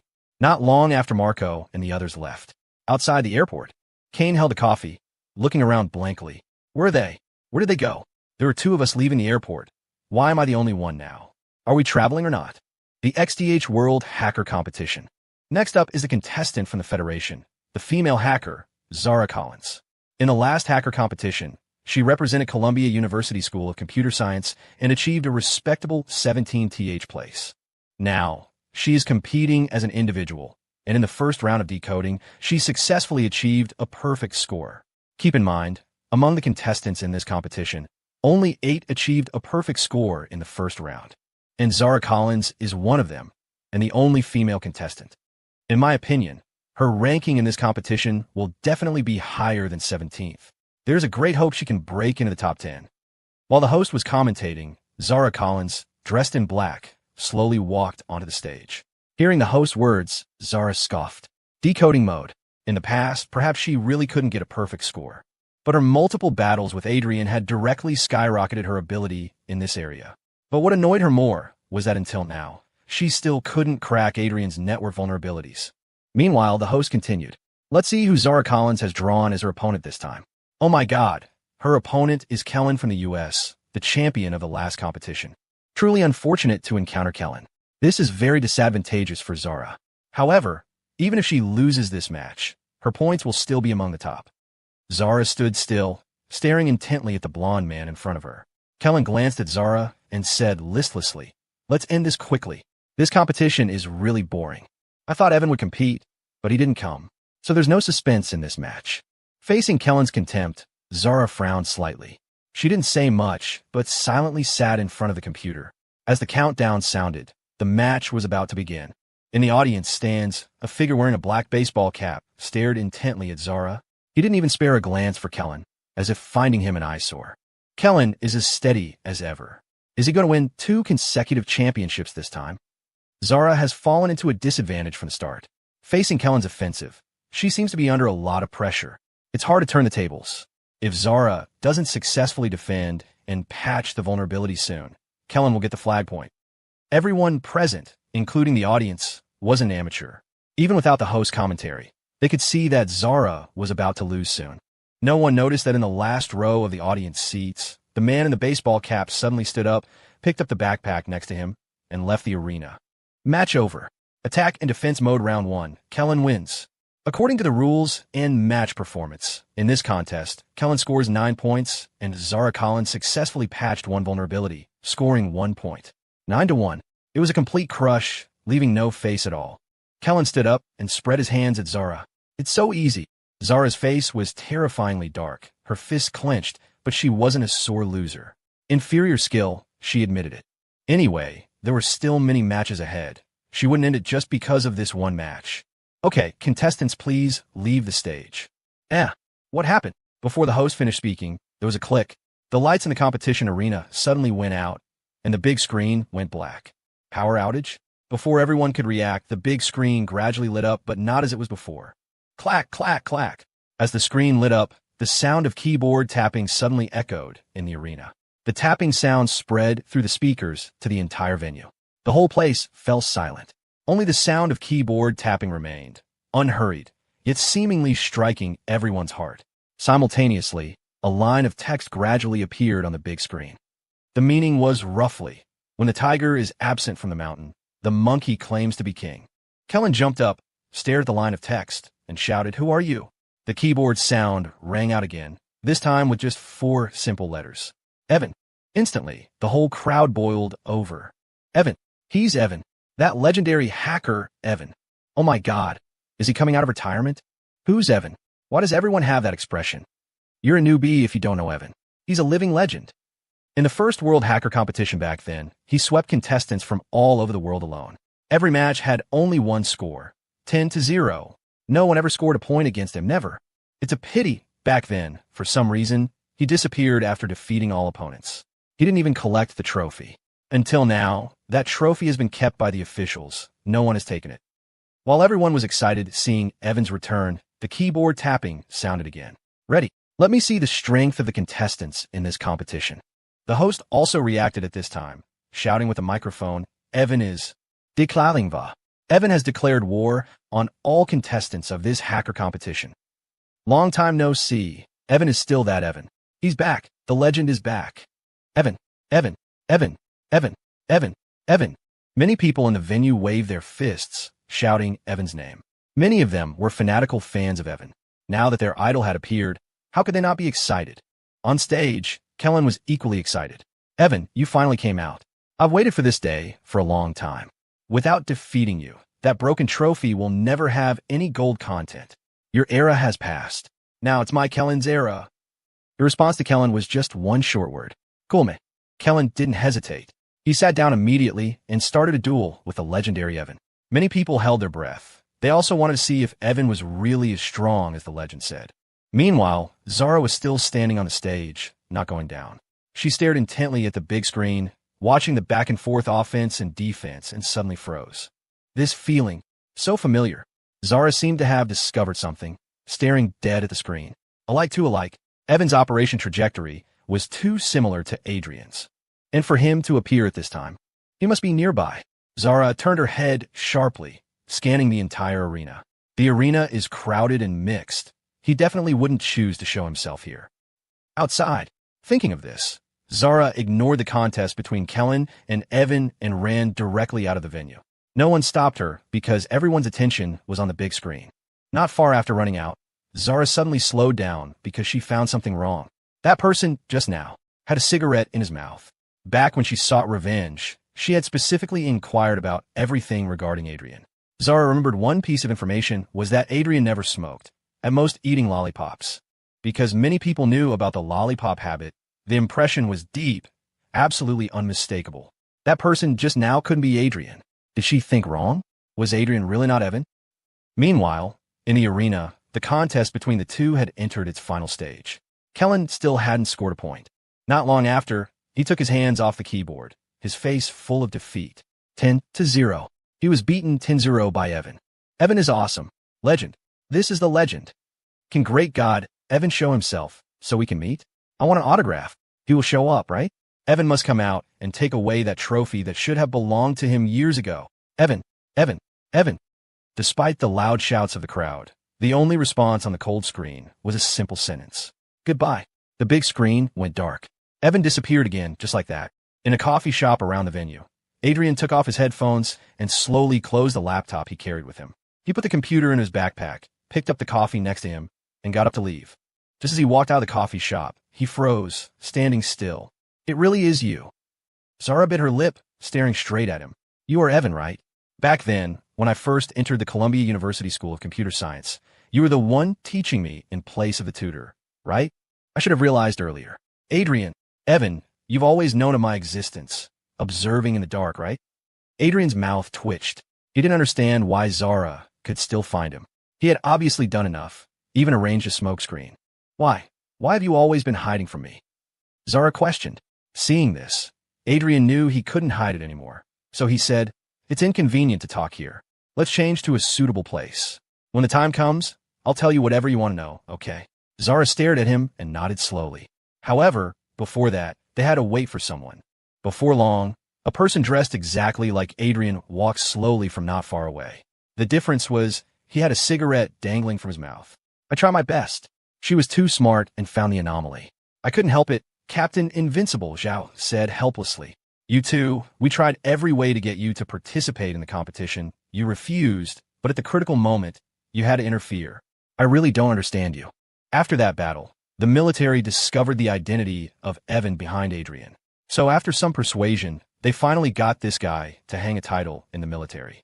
And this time for the World Hacker Competition, they wanted Adrian to come forward and bring a trophy back, but Adrian didn't agree.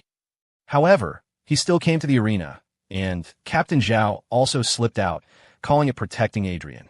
In reality, he just wanted a vacation. William Sky knew this guy's thoughts and didn't care much, approving it. Before long, the three arrived at another coffee shop.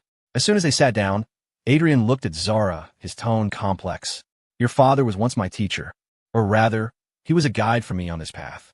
After his car accident, before he passed away, he asked me to take good care of you. At that time, you were still in your hometown for high school and didn't make it to see him for the last time. I didn't know how to face you, so I kept hiding in the dark. Captain Zhao drank coffee, raising his eyebrows. So dramatic? He had only seen this plot in TV dramas. Didn't expect it to be real. Didn't expect it to be real? Zara bit her lip lightly and said, So, after I entered university, that teacher's assistant I never met was you? Yes, I've been watching everything about you. But back then, your father, if not for me, he might not have had the accident. Back then, I knew the championship of the first hacker competition would be mine. So I told teacher in advance, asking him to come before the awards ceremony and go on stage with me. As a result, teacher encountered an accident on the way. When I learned about this, I rushed back immediately. Later you knew, that trophy, I haven't gone to collect it till now. Captain Zhao sucked in a breath of cold air. This plot is too classic, isn't it? Acting exactly like the TV show. Next, you two should fall in love, right? I've become the clown, supporting character. Why didn't you collect it? Zara suddenly spoke. That's your trophy. It also has my father's share. Why didn't you collect it? Adrian froze upon hearing this, muttering, I didn't dare. What's there to be afraid of? Don't tell me you feel guilty. Zara frowned. If you take responsibility for such accidents onto yourself, my dad certainly wouldn't be happy. Captain Zhao nodded furiously. Yes, that's the flavor. That's the flavor of untying the knot and then falling in love.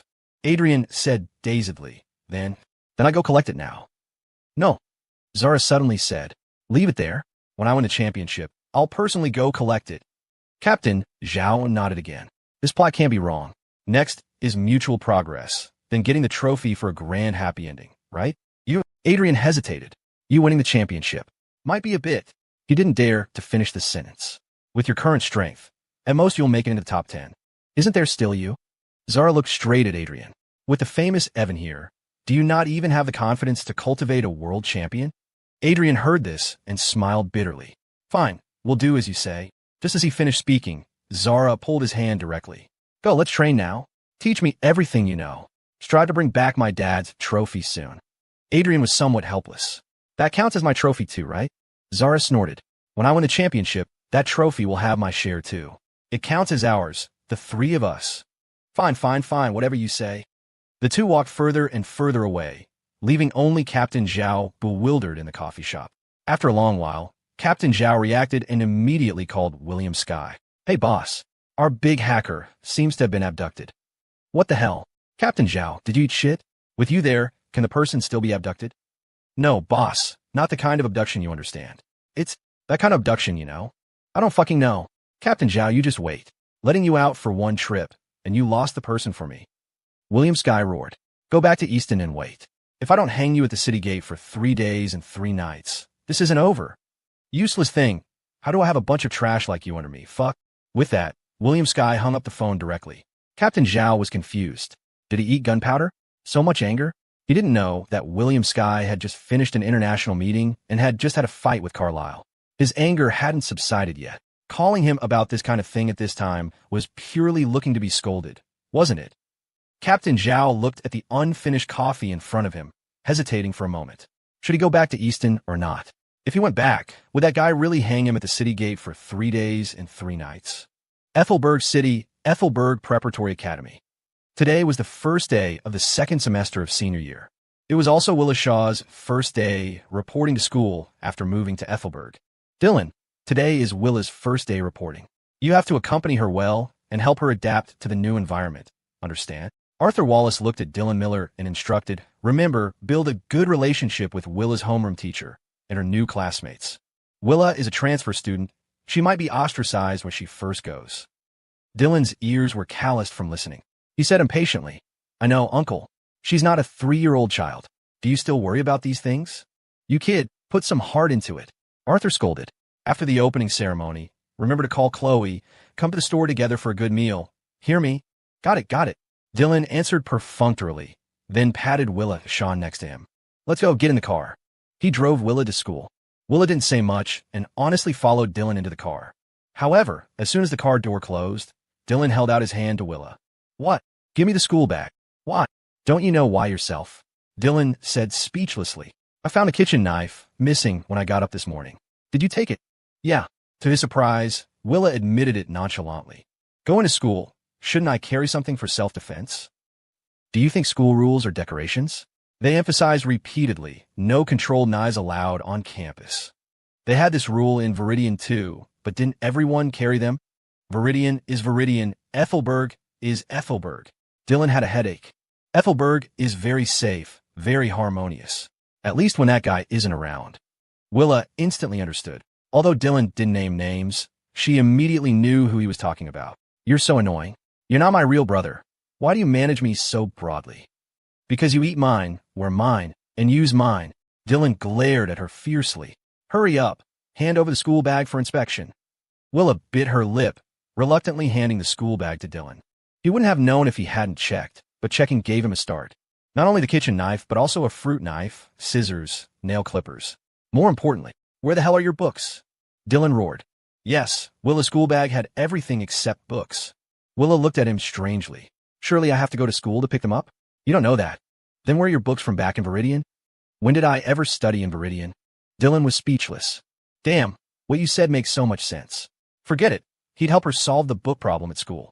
After taking out all the things that couldn't be brought into school, Willa's school bag didn't have much left. All right, let's go. Dylan threw the school bag to Willa. We wasted this much time. If we don't go now, we'll be late. He fastened his seatbelt and floored the gas straight to Ethelberg Prep. Not long after, at the gate of Ethelberg Prep, Willa Shaw and Raina Croft stood at the school gate, looking at each other. Why is she here? Willa and Raina spoke at the same time. Dylan Miller and Corbin Croft looked helpless. These two girls didn't see eye to eye back in Viridian. Unexpectedly, after coming to Ethelberg, they were so fated. Both were transfer students to Ethelberg Prep, and they were in the same class. How old are you two? It's not like you have deep hatred. Can't you live in peace? Dylan mediated. Exactly, Raina. You forgot what Dad said. After coming to Ethelberg, you can't be as arrogant as in Viridian. Corbin also spoke up to educate. These two brothers were afraid these two girls would start a ruckus right at the school gate. After all, there were many people around. If they really started a scene, Dylan and Corbin would feel embarrassed too. More importantly, Dylan and Corbin felt that turning hostility into friendship between these two girls was the most important thing. After all, they would be in the same class in the future, and both being transfer students, they could look out for each other. However, even with the two persuading, the atmosphere between Willa and Raina didn't soften. Just then, Corbin rolled his eyes and said, All right, you two. At least this isn't the worst situation, right? Think about it. What if Leo Evans was still your homeroom teacher? Wouldn't you two explode then? Hearing this, Willa and Raina's expressions changed. Right, compared to being classmates with the person in front of them, having that guy continue to be the homeroom teacher was even more unacceptable. Compared to that, this was nothing. Oomph. This young miss is magnanimous. I won't bicker with you. Childish. Willa smiled disdainfully. Seeing this, Dylan quickly smoothed things over. Hurry up and go in. The opening ceremony is about to start. Don't stand here like door gods. So the two quickly pulled their sisters inside. After taking their seats in the venue, Dylan looked around. Originally, he thought it would be on the playground, but unexpectedly it was in an auditorium with seats. Presumably, because it was senior year, they started school early, so there were fewer people. Just thinking, with a burst of music, the opening ceremony officially began. Not much different from most school graduation ceremonies. School leaders took turns speaking on stage, encouraging students to study hard and sprint for the college entrance exam. Dylan was almost asleep. Just then, he suddenly felt someone patting his shoulder. Who is it? Dylan turned around. He remembered the seat behind him was empty just now. However, when he turned his head, he froze. Ava, why are you here? Dylan was dumbfounded. Ava looked at him and said with some surprise, I wanted to ask why you are here. Did you? Come alone. Of course not. I came with Leo. Then where is he? Before Dylan could finish asking, in the distance, the principal of Ethelberg Prep suddenly announced in a booming voice. To encourage our senior students, we specially invited one of your seniors. He is the one who graduated from our Ethelberg Prep and took the title of National Top Scholar that year, Senior Leo Evans. Please applaud and welcome Senior Leo Evans to come on stage and tell you about the path he walked back then. Clap, clap, clap.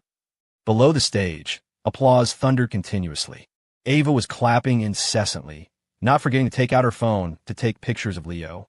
After all, This was a rare occasion where that guy appeared serious. Of course, there were also those stunned in place, as if struck by lightning. Dylan, Willa, Corbin, and Raina. The four of them. Faces blank. Top scholar. Corbin stammered, looking at Dylan. Are you sure it's that guy? Is he really the top scholar? Willa and Raina were also dumbfounded. With that guy's poor and arrogant appearance all day long, could he be a top scholar? However, when Leo walked out from backstage and waved at them, it was useless no matter how unable they were to accept this fact. Leo saw Dylan and the others from a distance. Seeing the expressions on their faces, he roughly guessed what they were thinking and felt secretly delighted inside. Surprised, huh? Even like this, I could be the top scholar. Are you mad? Of course, on the surface, Leo maintained a serious expression, upholding his image as an outstanding senior. Juniors, hello everyone. I am Leo Evans. I am untalented, accidentally scored a top scholar title, so the principal invited me back to speak and share my experience with you. Time flies, seeing you now. I seem to see myself when I was still studying at prep. Remember myself back then? I had no talent for learning. You could even say I was stupid. Things others could understand in one class, I might have to spend a day or even 2 days to grasp. At that time, for the college entrance exam, I uninstalled all the games on my phone, changed all my music to vocabulary words, and carved ancient poems into every part of my life. I wasn't smart enough. I relied on hard work. My memory wasn't good. I slept a few hours less. I burned the midnight oil. I never put down my books. Looking back now, although those days were bitter, they were also one of the most memorable times for me. Leo gave a passionate speech on stage, mobilizing the emotions of all students and parents, except for Dylan and the others. Corbin's eyes were full of suspicion. He couldn't help asking Dylan, was this guy really that hardworking in high school? Hearing this, Dylan sneered. If even one thing he said touches the truth, I'll twist my head off on the spot. You burned the midnight oil? You never put down your books? When you burned the midnight oil, what were you fighting? When you never put down your books, what books were they? Do you dare say? And most memorable times? You were cursing your high school homeroom teacher with me just last week, who kept claiming they'd blow up prep sooner or later. Was it you? Ava sat behind Dylan, concentrating on recording this video of Leo. She really wanted to know if Leo would laugh seeing this video himself later. Of course, she wasn't idle. She even started a live stream directly in the family group chat. Although the group was still the previous Reed family group, David Evans and the others had long been added. But the group name hadn't changed. It was still Young Miss Love Support Club, because everyone inside was Ava's backer. At this moment, Ava aimed the camera at Leo, live streaming in the group. Messages in the group kept ringing like bullet comments, all spamming 3 words. Shameless. On stage, Leo continued his speech. Although I've only left school for a short 2 years, these 2 years have been extremely fulfilling for me. I have a very beautiful girlfriend who loves me very much. She's sitting in the back row, recording me right now. Leo pointed at Ava, his tone full of show-off intent. See that? That's my wife. Pretty, right? I'll flex on you to death. Sure enough, a burst of "oh" sounded from the audience. Ava's cheeks visibly turned red. She waved to everyone, then glared fiercely at Leo. Leo was fearless. You recorded me. Isn't it fair for me to take a little revenge? Everyone stop looking. My girlfriend is shy. Leo smiled and continued. Besides that, I've met many friends, had my first job in life, my first pet. I also traveled everywhere, went to Westlake City, Viridian, NYC, and the far north. What I want to say is, maybe you feel the current classroom is like a cage to you. But once you experience the college entrance exam and walk out of this small classroom, what welcomes you will be a brand new world. The premise is, you must have ability and unremitting effort. Grades are never the result. What you gain in this process is the most important. Thunderous applause rang out from the audience. Many students' eyes were filled with yearning for the future life described by Leo. Dylan sat in the back row, the corner of his mouth twitching. He really wanted to stand up and say a truth. Everyone wake up. Are you the same as Leo? Do you really think you'll be free after the exam? You are too naive. After the exam, that's when a nightmare begins. But Dylan didn't really say it, because these things were what he only felt after graduating. Before that, he was also like this group of students in front of him, foolishly believing it would be easy after the exam. He could only say, this big pie never goes out of style. No one will be fooled forever, but there will always be someone fooled. On stage, after Leo finished speaking, he slowly walked backstage, and this opening ceremony gradually came to an end. Ethelbert Prep's tradition was to go home after the opening ceremony and start classes the next day. Dylan and Corbin immediately took their sisters to find their homeroom teachers to get familiar first. As for Leo and Ava, their whereabouts were already unknown. After the trivial matters were over, Dylan took Willa into the car to pick up Chloe. Chloe was nearing graduation and had already started finding an internship in Ethelberg. Her relationship with Dylan was growing deeper day by day. Arriving downstairs at Chloe's company, Dylan saw Chloe waiting by the roadside at a glance. Getting off so early today? Isn't it Willa's opening ceremony? Since there's nothing going on today, I left early. Chloe sat in the passenger seat, then took a gift out of her bag and handed it to Willa. Happy school opening, Willa. Willa froze. She really wanted to say that no student felt happy about school opening, but she still accepted the gift. It was an exquisite fountain pen. Willa looked at the pen and fell into silence. She was thinking, can this thing replace a fruit knife? After thinking for a second, she got the answer. Emma McCann? Thank you, Sister Chloe. I like it very much. Willa said sincerely. She really liked it. This thing was more convenient than a fruit knife, easier to carry, and wouldn't be confiscated. Dylan drove the two to Arthur Wallace's barbecue restaurant. As soon as he entered, he froze. Yo, why so slow? Leo stuffed barbecue into his mouth, greeting them. You were too slow. I couldn't wait, so I ate first. Aside, Arthur was somewhat helpless. You started eating as soon as you entered the store. Where did you plan to wait for anyone? After the graduation ceremony ended, Leo brought Ava to Arthur's barbecue restaurant. Arthur had promised him free meals for life. To this, Leo was not polite at all, eating the most expensive meat in Arthur's shop. After all, back in Viridian, he had saved Arthur's life. This bit of barbecue counted as repaying a kindness. You really aren't polite at all. Dylan rolled up his sleeves and despised. I was wondering why you suddenly disappeared. Turns out you came here for a raid. Leo pouted. What raid? Making it sound so ugly. I specifically came to patronize Uncle Wallace's business. Patronize business? Then you pay. Don't be silly. Aren't you driving away customers? Dylan laughed angrily. Since when did asking customers to pay mean driving away customers? But he was used to Leo's shamelessness. Taking Willa and Chloe, they sat down, grabbed chopsticks, and ate together. By the way, when are you two holding the wedding? Dylan suddenly asked. Soon. We're going to North Point in 2 days, then we'll start preparing. Leo said while eating meat. How much gift money are you planning to give? With our relationship, what gift money? Dylan waved his hand grandly. When the time comes, I'll have my uncle go directly to roast meat for your guests. Arthur's face instantly turned black. So inside and out, I'm the one suffering? But there's something I'm curious about. How much of a dowry are you planning to scam from the Reed family? Dylan didn't care if Ava was there or not, speaking sarcastically. Some people are masters who won't suffer a loss. Surely you're thinking about how to scam a sum from the bride's side now. Are you talking about yourself? Leo was surprised. Old Miller, Chloe treats you sincerely, and you actually harbor such evil thoughts. Dylan snorted, smiling without speaking. Who I'm talking about, don't you know in your heart? Leo looked up at the ceiling. Don't know. Anyway, not talking about me. Dylan might be talking about Ethan Sia. After all, that guy has a black knife and a blacker heart. My heart, anyway, doesn't know. Ava leaned her head on Leo's shoulder with a smile. Really? You want to scam our family? You want to snatch both the person and the money? How could that be? Am I that kind of person? Leo said without hesitation. That was all my dad's rotten idea. It has nothing to do with me. I'm a good person. Everyone sneered. You're a good person?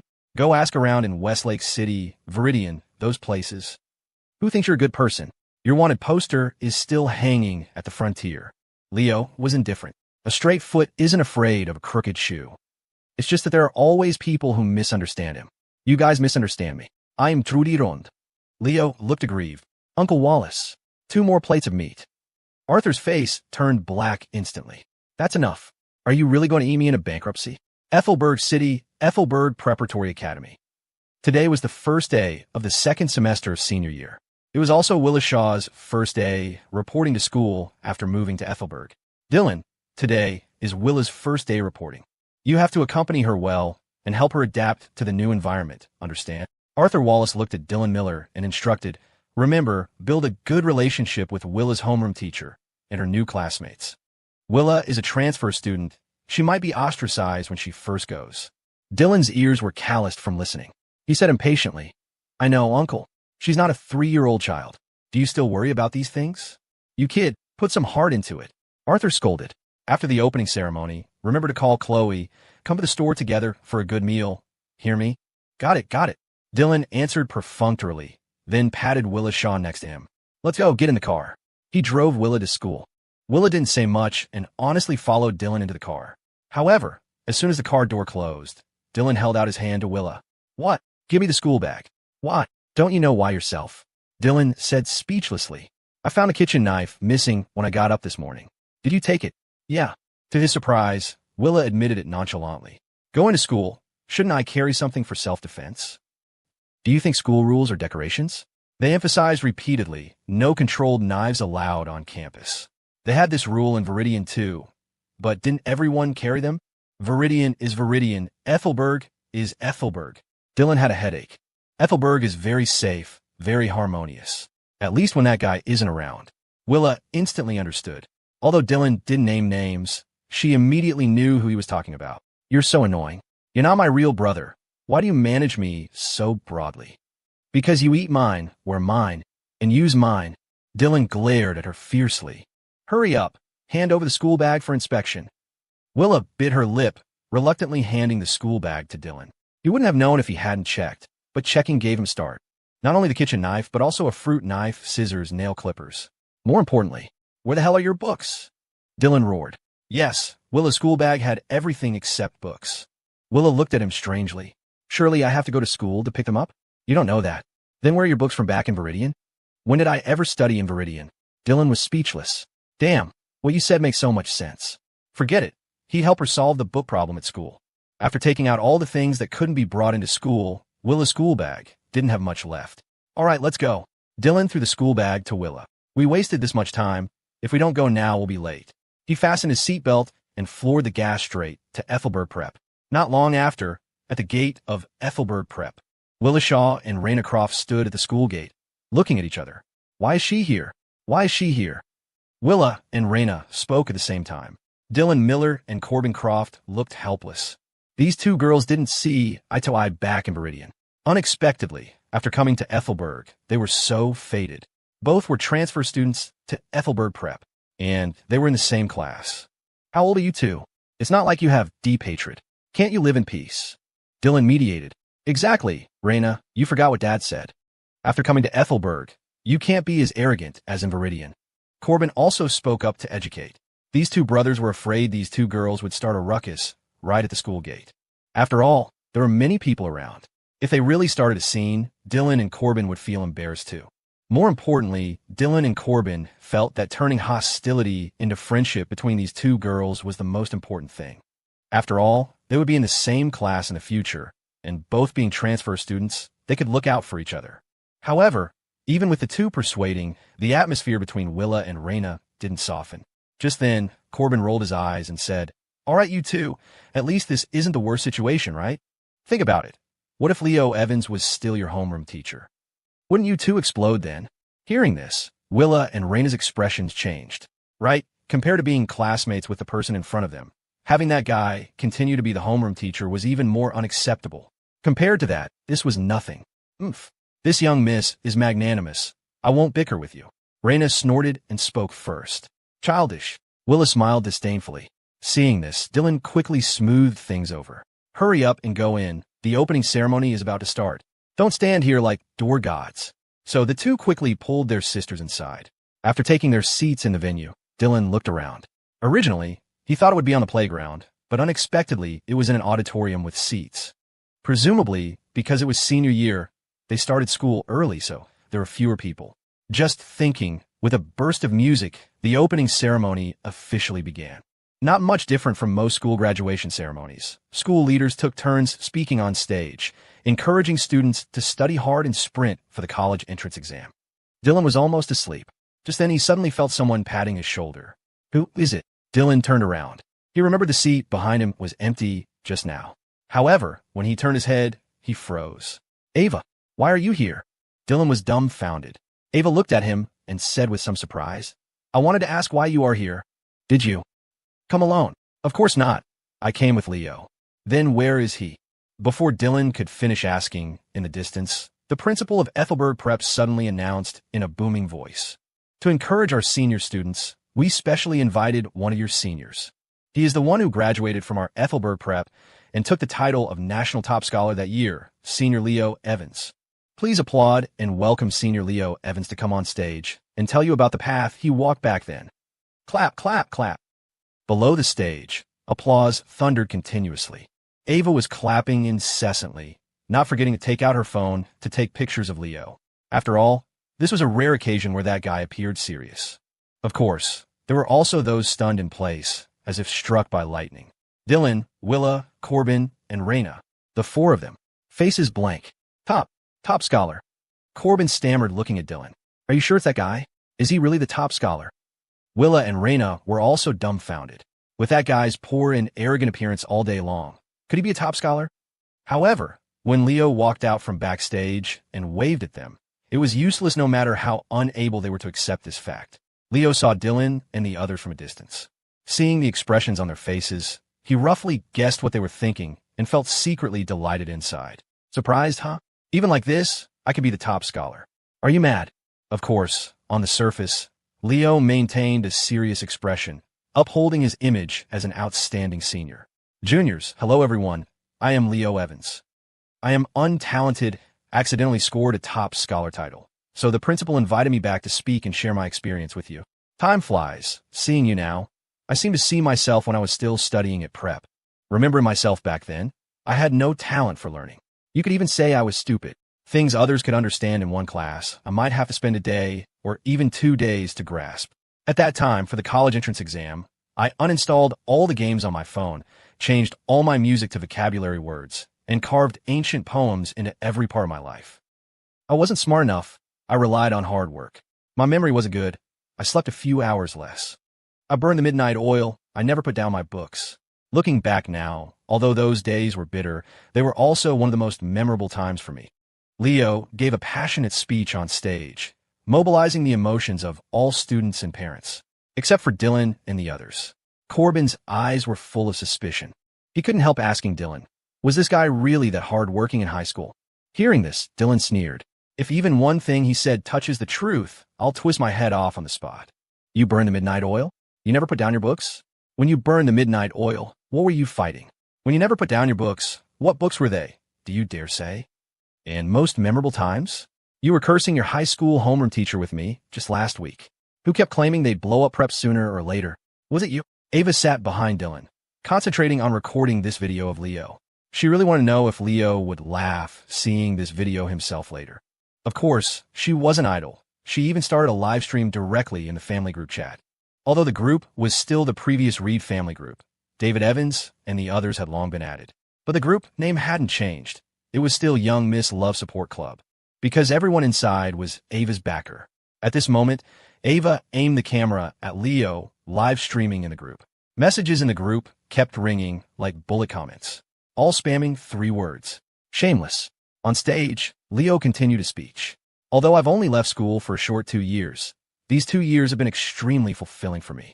I have a very beautiful girlfriend who loves me very much. She's sitting in the back row, recording me right now. Leo pointed at Ava, his tone full of show-off intent. See that? That's my wife. Pretty, right? I'll flex on you to death. Sure enough, a burst of "oh" sounded from the audience. Ava's cheeks visibly turned red. She waved to everyone, then glared fiercely at Leo. Leo was fearless. You recorded me. Isn't it fair for me to take a little revenge? Everyone stop looking, my girlfriend is shy. Leo smiled and continued. Besides that, I've met many friends, had my first job in life, my first pet. I also traveled everywhere, went to Westlake City, Viridian, NYC, and the far north. What I want to say is, maybe you feel the current classroom is like a cage to you. But once you experience the college entrance exam and walk out of this small classroom, what welcomes you will be a brand new world. The premise is you must have ability and unremitting effort. Grades are never the result. What you gain in this process is the most important. Thunderous applause rang out from the audience. Many students' eyes were filled with yearning for the future life described by Leo. Dylan sat in the back row, the corner of his mouth twitching. He really wanted to stand up and say a truth. Everyone wake up. Are you the same as Leo? Do you really think you'll be free after the exam? You are too naive. After the exam, that's when a nightmare begins. But Dylan didn't really say it because these things were what he only felt after graduating. Before that, he was also like this group of students in front of him, foolishly believing it would be easy after the exam. He could only say, "This big pie never goes out of style. No one will be fooled forever, but there will always be someone fooled." On stage, after Leo finished speaking, he slowly walked backstage, and this opening ceremony gradually came to an end. Ethelbert Prep's tradition was to go home after the opening ceremony and start classes the next day. Dylan and Corbin immediately took their sisters to find their homeroom teachers to get familiar first. As for Leo and Ava, their whereabouts were already unknown. After the trivial matters were over, Dylan took Willa into the car to pick up Chloe. Chloe was nearing graduation and had already started finding an internship in Ethelbert. Her relationship with Dylan was growing deeper day by day. Arriving downstairs at Chloe's company, Dylan saw Chloe waiting by the roadside at a glance. "Getting off so early today? Isn't it Willa's opening ceremony? Since there's nothing going on today, I left early." Chloe sat in the passenger seat, then took a gift out of her bag and handed it to Willa. "Happy school opening, Willa." Willa froze. She really wanted to say that no student felt happy about school opening, but she still accepted the gift. It was an exquisite fountain pen. Willa looked at the pen and fell into silence. She was thinking, can this thing replace a fruit knife? After thinking for a second, she got the answer. "It can." "Thank you, Sister Chloe. I like it very much," Willa said sincerely. She really liked it. This thing was more convenient than a fruit knife, easier to carry, and wouldn't be confiscated. Dylan drove the two to Arthur Wallace's barbecue restaurant. As soon as he entered, he froze. "Yo, why so slow?" Leo stuffed barbecue into his mouth, greeting them. "You were too slow. I couldn't wait, so I ate first." Aside, Arthur was somewhat helpless. You started eating as soon as you entered the store. Where did you plan to wait for anyone?" After the graduation ceremony ended, Leo brought Ava to Arthur's barbecue restaurant. Arthur had promised him free meals for life. To this, Leo was not polite at all, eating the most expensive meat in Arthur's shop. After all, back in Viridian, he had saved Arthur's life. This bit of barbecue counted as repaying a kindness. "You really aren't polite at all." Dylan rolled up his sleeves and despised. "I was wondering why you suddenly disappeared. Turns out you came here for a raid." Leo pouted. "What raid?" Making it sound so ugly. "I specifically came to patronize Uncle Wallace's business." "Patronize business? Then you pay. Don't be silly. Aren't you driving away customers?" Dylan laughed angrily. Since when did asking customers to pay mean driving away customers? But he was used to Leo's shamelessness. Taking Willa and Chloe, they sat down, grabbed chopsticks, and ate together. "By the way, when are you two holding the wedding?" Dylan suddenly asked. "Soon. We're going to North Point in 2 days, then we'll start preparing," Leo said while eating meat. "How much gift money are you planning to give?" "With our relationship, what gift money?" Dylan waved his hand grandly. "When the time comes, I'll have my uncle go directly to roast meat for your guests." Arthur's face instantly turned black. "So inside and out, I'm the one suffering? But there's something I'm curious about. How much of a dowry are you planning to scam from the Reed family?" Dylan didn't care if Ava was there or not, speaking sarcastically. "Some people are masters who won't suffer a loss. Surely you're thinking about how to scam a sum from the bride's side now. Are you talking about yourself?" Leo was surprised. "Old Miller, Chloe treats you sincerely, and you actually harbor such evil thoughts." Dylan snorted, smiling without speaking. "Who I'm talking about, don't you know in your heart?" Leo looked up at the ceiling. "Don't know. Anyway, not talking about me. Dylan might be talking about Ethan Sia. After all, that guy has a black knife and a blacker heart. My heart, anyway, doesn't know." Ava leaned her head on Leo's shoulder with a smile. "Really? You want to scam our family? You want to snatch both the person and the money?" "How could that be? Am I that kind of person?" Leo said without hesitation. "That was all my dad's rotten idea. It has nothing to do with me. I'm a good person." Everyone sneered. "You're a good person? Go ask around in Westlake City, Viridian, those places. Who thinks you're a good person? Your wanted poster is still hanging at the frontier." Leo was indifferent. A straight foot isn't afraid of a crooked shoe. It's just that there are always people who misunderstand him. "You guys misunderstand me. I am truly rond." Leo looked aggrieved. "Uncle Wallace." 2 more plates of meat. Arthur's face turned black instantly. "That's enough. Are you really going to eat me into bankruptcy?" North Point, East Side Ridge. Silas looked pained, glancing at the mithril pistol in his hand, then at Leo and Ava in front of him. "I really melted." Silas's mouth twitched. "This is mithril. You can't find much of it in the whole world. You really want to melt it to make rings? This is too extravagant, isn't it? A waste of heavenly treasures. Cut the crap. Once it's done, the leftover material is yours. Consider it your labor fee." "All right, boss." Any other requests? Not bragging, but my ring-making skills are top-notch. Hearing he could get such a big benefit, Silas changed his face instantly. Just a pair of rings. How much material could they use? The rest would be all his. At this time, Leo glanced at Ava beside him.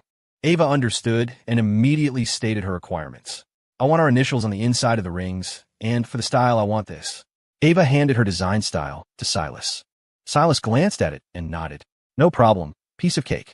Before he could speak, Ava continued, besides the initials, it's best to draw a cat head, a squirrel head, a raccoon head. Wait, Silas quickly interrupted Ava, looking at Leo in disbelief. What on earth is she saying? Why carve these things inside the ring?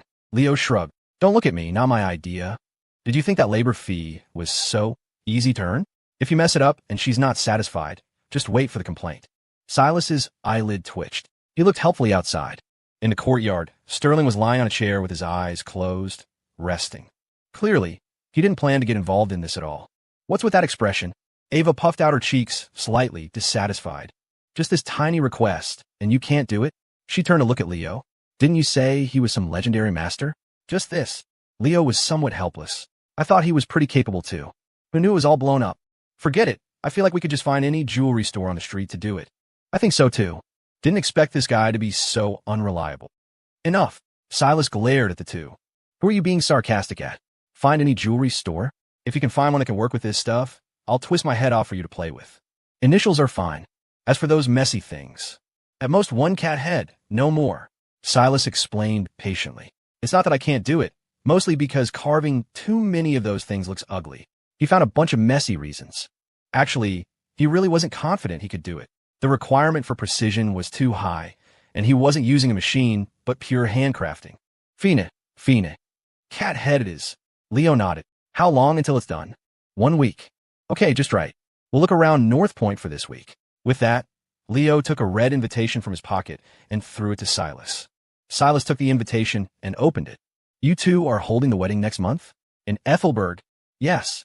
We didn't bring many invitations, so you guys inform each other. I'll say this first, I don't have much money for a gift. At most a few $100, take it or leave it. Fine. With your poor and arrogant look, didn't expect you to give much anyway.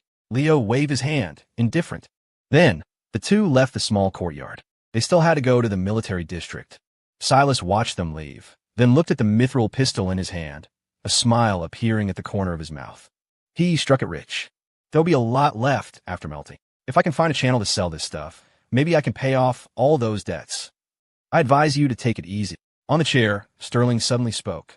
With Leo's character, would he let you take such a big advantage? Why not? What if the guy is changing his nature because he's getting married soon? Silas pointed at Sterling. I say, Sterling, you can't look at people with color glasses. People change.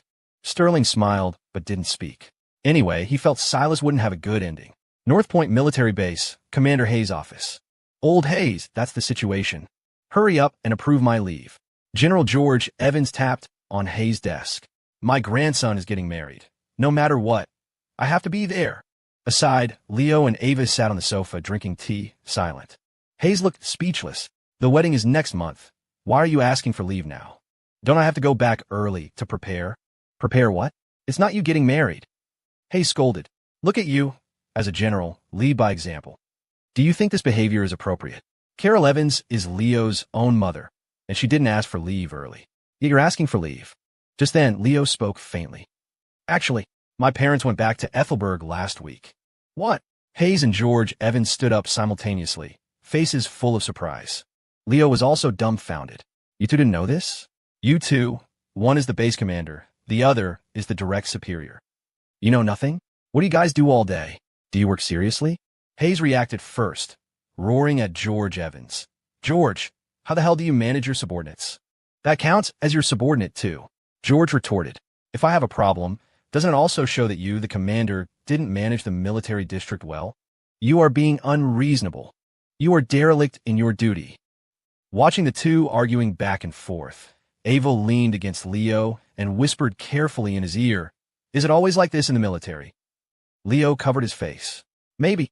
Only North Point is like this. In the end, Hayes still didn't agree to George's unreasonable request. His bottom line was at most approving leave 1 week before the wedding. 1 month in advance was impossible. So in this 1 week, George came to Hayes' office to quarrel on time every day.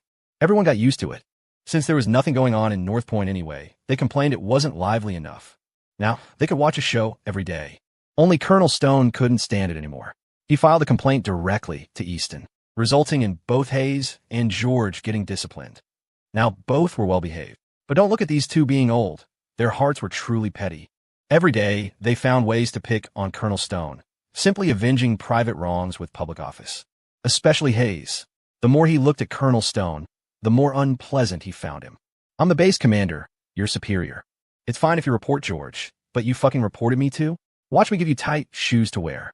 To this, Leo could only shake his head and sigh. There was a reason North Point Military Base came in last in the war games every year. A crooked upper beam makes for a crooked lower beam. Soon, a week passed. Leo and Ava used 3 days to finish touring North Point. There really wasn't anything fun in this place. So for the remaining time, they mostly stayed in the hotel. Mostly stayed in the room. Specifically. Anyway, today they finally received Silas's call. The rings were done. So, they immediately came to Silas's small courtyard. Here, the pair of rings are inside. The box is free for you too. This box isn't cheap. Silas handed the box containing the rings to the two. Ava couldn't wait to open the box and saw the pair of rings inside. On the inner side, their initials were carved, along with a lifelike cat head. Mithril rings. TSK, TSK, TSK. Beautiful is beautiful. Extravagant is truly extravagant. Silas shook his head and sighed. Only a young couple could waste heavenly treasures like this. Leo looked up, smiling weirdly. Not necessarily. Don't smile like that. Silas was alert. We agreed. The remaining materials are mine. You want to go back on your word? No, how could I? Leo, never do that. What's said to be yours is yours. That's good. I said you weren't that bad. Unlike Sterling, always saying your intentions aren't pure. Hearing this, Leo smiled and turned his head, looking at Sterling lying on the chair. Sterling, you guy, read people really accurately. After getting the rings, Leo and Ava bought plane tickets for the same day and flew directly back to NYC. After they left, Silas looked at the remaining mithril material, fantasizing about how to rely on this stuff to turn over a new leaf. Bang, bang, bang. Suddenly, the courtyard gate was knocked. Silas frowned. Before he could get up, the gate was pushed open. Old Silas, heard Leo left some mithril with you, right? Louis entered like a bandit. How much is left? Make some jewelry for me and Natalie. Silas looked dull, then shook his head violently. No more, absolutely no more.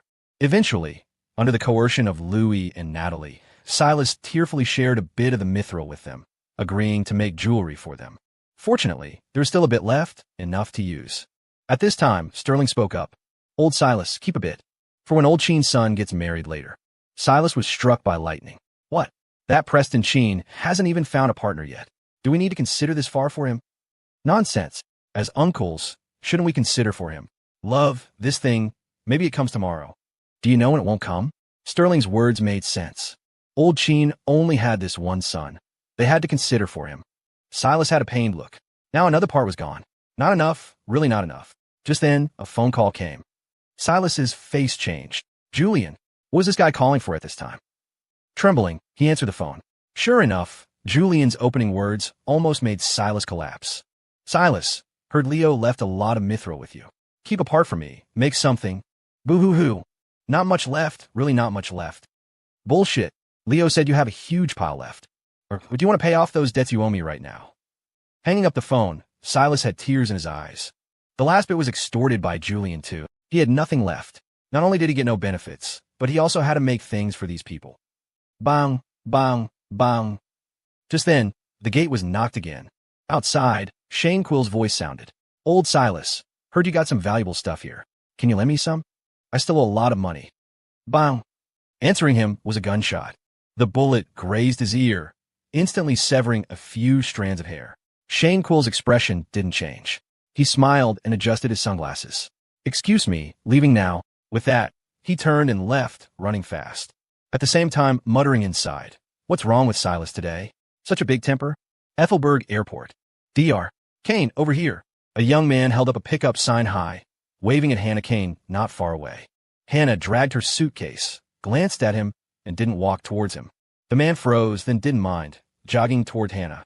Hello, Dr. Kane, I'm Dr. Kyle Jenkins from the emergency department of Ethelberg Hospital. I came specifically to pick you up to the hospital. Kyle smiled, extending his hand very gentlemanly, intending to help Hannah with her luggage. Hannah turned slightly, not giving him the luggage, but said coldly, I contacted your director. I don't need a pickup. I will report to the hospital myself tomorrow.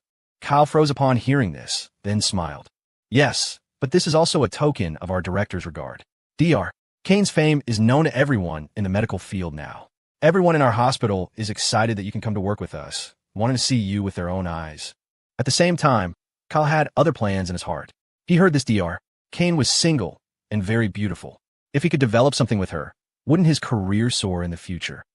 For this, Kyle had paid a considerable price to fight for this opportunity to pick her up at the airport.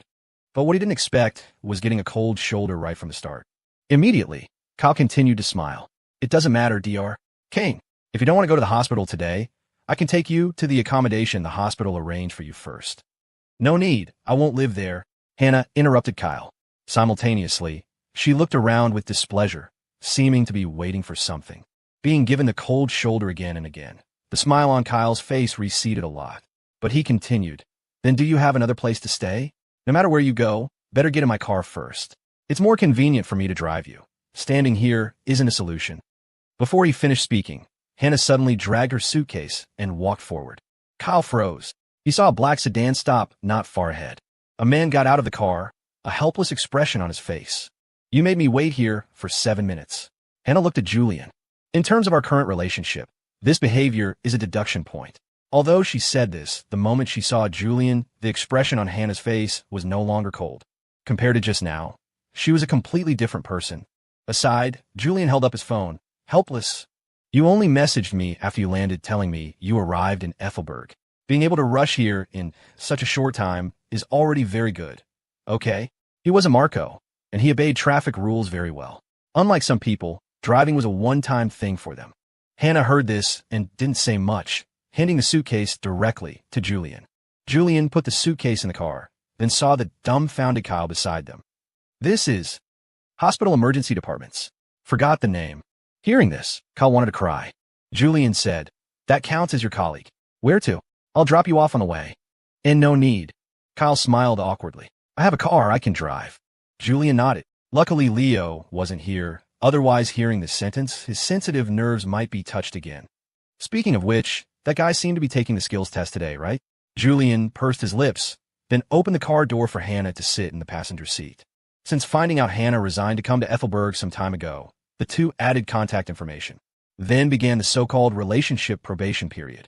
According to Hannah, if Julian satisfied her during the probation period, marriage could be considered. Yes, marriage. One step in place. So in Julian's view, rather than a probation period, it was actually the process of the two dating. Of course, during this time, Julian also encountered harassment from Horace Kane.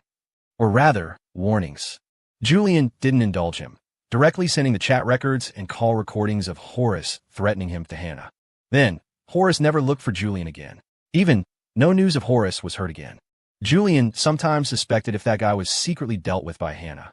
After the car started, Julian asked, Were you staying in Ethelberg? Did the hospital arrange it for you? Hannah glanced at him. I don't like what the hospital arranged. I plan to buy a house in Ethelberg directly. Julian's mouth twitched. So wealthy? Housing prices in Ethelberg aren't cheap now. Julian coughed dryly. The Reed family has several properties in Ethelberg. Houses. Don't. I don't want to live in yours. Hannah interrupted. I worked in Easton for so long, saved quite a bit of money. Then before you buy a house, stay at the Reed estate? Hannah turned to look at him, silent. Stared at by her, Julian felt a bit uncomfortable. He quickly said, The Reed estate is very big, plenty of empty rooms. When Leo was dating my sister, he also often stayed there. He even frequently threw a bunch of messy animals in my house, raccoons and such. If Leo were here, he would definitely shout injustice. Slander. This is naked slander. Back when I was dating Ava, you guarded against me like a thief. When did you ever let me stay at the Reed estate? Shameless. The corner of Hannah's mouth rose slightly. I didn't say no. What are you nervous about? Julian's mouth twitched. With that look just now, who wouldn't be nervous staring at you? So, Julian turned the car around, driving Hannah towards the Reed family home. Meanwhile, at the driver's license exam center, Leo took the skills test, subject 2, for the 4th time, and failed again. Riker sat on the chair like an old sage, looking as if he expected it. It's okay, little Evans. You can take the skills test 5 times in total. Riker looked at the dejected Leo and comforted, don't be so depressed. Next exam you can fail 1 more time, and after that, you can come back for another 5 times. There's a saying, failure is the mother of success. You failed so many times, how awesome must your son be? Unlike those who pass in one go. Although they got the license, they didn't learn anything. But you, battle-hardened, accumulating strength. I believe the day you get your license, all efforts will be rewarded. Aside, Ava's ears were getting calloused. Riker had said this paragraph unknown times. She heard it so many times she could almost recite it. And Coach Riker could say it with high morale every time, as if saying it for the first time. Leo walked up to Riker, face full of doubt and confusion. Wrong, very wrong. He, the dignified national top scholar, couldn't possibly fail to get a driver's license. This was the nth time. Definitely something wrong. Was there some dirty thing on him? System, do you have any clues? No, I'm also puzzled, right? Like being cursed. Very wicked. I think, why don't you accept fate? Maybe it really is your own problem. If it's in your fate, you'll have it. If not, don't force it. System, can't you really help me get a driving skill? This really doesn't exist, because that thing doesn't even qualify to be called a skill. The system was also helpless. Something not even found in the trash. No, the skill recycle bin. Could it be anything good? Ava walked to Leo's side and comforted. It's okay. Isn't there still me? Where do you want to go in the future? I'll drive you. This sentence looked like comfort. Actually, it was a fatality. Riker hugged his thermos, took a sip, then spat a few tea leaves back in. Standing up as if going through the motions. Let's go. Come again, next time. He was even thinking about whether to give Leo a lifetime membership. He felt this kid might have to learn from him for a lifetime. One sunny day in September, Ethelberg City, on a certain street, inside a high-end clothing store. Swish! The fitting room curtain was pulled open, and several men in formal suits walked out slowly. Ethan Sia, Marco, and Dylan Miller stood in front of Leo, striking a handsome pose. How about it, old Leo? The 3 of us being your groomsmen. That's your honor. Mr. Evans, I discovered today that I can be this handsome. Ethan placed his hand on his collar, turning his head to the right, not looking at Leo at all. Marco and Dylan also struck exaggerated poses. None of the 3 looked Leo in the eye. Leo sat on the chair, looking at the 3 with black lines on his face. Honestly, he wanted to change groomsmen now. He felt bringing these 3 wasn't a good thing. The image is no problem. Leo said speechlessly, but can you not be so exaggerated? Once you put on suits, you start acting like human-shaped dogs. You don't understand. Ethan said faintly. This is an attitude towards life. As men, even if the world ends tomorrow, today we must be suit-clad and upright. This is attitude. Dylan and Marco nodded in agreement. Kane stood beside Leo, looking at him sideways. I told you these 3 are unreliable. You might as well let me be the groomsman. Leo glanced at him. You're an old man in your 30s. What groomsman? I just turned 30. Where am I old? Fisk, if you didn't say, I really couldn't tell. You look almost like a 40 or 50-year-old geezer. Kane's mouth twitched. If he knew, he wouldn't have come to join the fun. Strictly speaking, he counted as people from the bride's side. Leo and Ava's wedding was set for tomorrow, so Ava had to stay at the Reed family home tonight, waiting for Leo to pick up the bride tomorrow morning. Ethan and the other 2 came to Ethelberg a few days early because they were Leo's groomsmen. Old Leo, aren't you going to try a few suits? Dylan smiled wickedly. Choose carefully. Don't let us steal your thunder. After all, in terms of looks, I consider myself not inferior to you. I've always felt Leo is a bit lacking compared to me. Ethan said silently. Mr. Evans, Quinn also said I'm handsomer than you. Marco said honestly. Leo was silent, looking at the 3, speaking faintly. You 3, how many peanuts did you eat to get this drunk? Go to the Ethelberg University forum, search the campus hottie ranking, and see. Okay. See who is number 1. Open your dog eyes and ask those juniors. Who the hell is the Ethelberg University campus hottie? Hearing this, Dylan turned his head away first. I don't know, I never browse forums. A list without me. Just a wild list. Ethan scoffed. Only Marco honestly checked and found it really was Leo. And the post was pinned, very popular. But he found it strange. Didn't this guy graduate? Why was his heat in the forum still so high? Looking closely, Marco was instantly speechless. Mr. Evans, this post was posted the day before yesterday. So what if it was posted the day before yesterday? You didn't ask Adrian to help you fix it, did you? Marco seriously suspected this thing was done by Adrian helping Leo. With his technical means, a mere university forum was a piece of cake. Ethan sneered immediately. Shameless. Later I'll ask Adrian to help me make one too. Would I be afraid of you stealing my thunder? Leo sneered, grabbing a suit from the rack and walking into the fitting room. After a while, the fitting room curtain opened. Swish. Leo walked out confidently, imposing, looking down at the three. How is it? Me and anything is a height you can't reach. On the sofa, the three rubbed their chins. I think average. Not as handsome as me. I think so too. Looks like a waiter. How about Mr. Evans tries a few more. Leo's eyelid twitched. He raised his middle finger at the three, then looked at Kane. Old Kane, you are fair. You judge. Who is handsome? Kane rolled his eyes, looking up at the sky. I'm a 40 or 50-year-old geezer. I know nothing. Ethan and the others gave Kane a thumbs up. Justice isn't a human heart. Meanwhile, the Reed family, Lucia Shang and Chloe Meng, also became Ava's bridesmaids. At this moment, looking at the flawless face in the vanity mirror, they exclaimed, "Oh my God, Ava, you are simply too beautiful." Leo must have saved the galaxy in his past life to marry such a beautiful girl. I'm jealous. I'm really jealous. Why can Ava look so good with makeup? In front of the mirror, Ava was a bit shy. All along, she hadn't really put on serious makeup, mostly just light makeup. Now carefully dressed up by these people, she looked like a princess walking out of a fairy tale. Clack, clack, clack. Just then, Anthony pushed open the door. Ava turned her head and met Anthony's eyes. Looking at the daughter who was about to be married off, Anthony's eyes turned red instantly. He walked forward slowly, reaching out a trembling hand to stroke Ava's hair. Ava, my only precious daughter. Anthony's voice choked. I only have you as a daughter, such a beautiful and perfect daughter. In a blink of an eye, you're getting married. And I? Anthony covered his face, tried his best not to let tears flow. Ava was instantly touched. She moved her lips, planning to comfort him. Unexpectedly, Anthony's next sentence almost made her raise her hand. And I didn't even get a cent of the dowry money. Boo-hoo-hoo. I plan to take this opportunity to make a fortune. I only have you as a daughter, just this one chance, boo-hoo-hoo. Everyone was shocked. Is there really such a father? Is she biological? Click. Julian suddenly appeared behind Anthony, pointing a gun at the back of his head, his tone grim. It's okay. Once you go down there, you'll have plenty of opportunities to make money. I'll burn it for you every holiday. Guarantee you can't spend it all. Anthony felt the killing intent behind him and shuddered. He straightened up. Julian, don't mess around. Ava's wedding is imminent. No blood. True. Julian nodded and put away the gun. Then he pulled Anthony's hand and walked out. Then let's go outside, find a deserted wilderness. Guarantee you won't feel pain. No, I didn't mean that. Ava, help. Woo. Julian wants to kill his father. Someone come.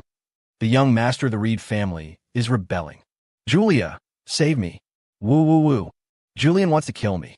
No matter how Anthony shouted, not a single person in the Reed family responded, because they were used to it. Even without their help, Anthony could escape from Julian. Of course, he would shout and scream every time. Watching Anthony being taken away by Julian, Ava covered her face, feeling nothing but embarrassment. Maybe lock Anthony up on the wedding day?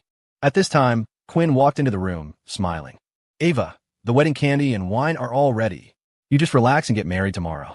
Leave the guests to us. Guarantee they'll be taken care of. Okay, thanks, Sister Quinn.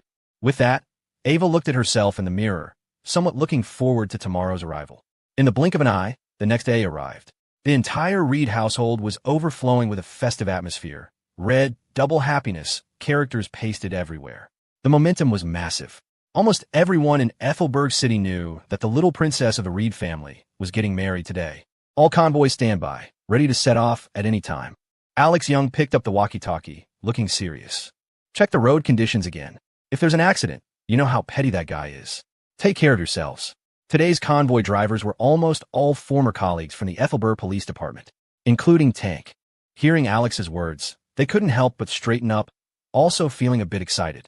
It was their first time driving such expensive luxury cars, all provided by the Reed family.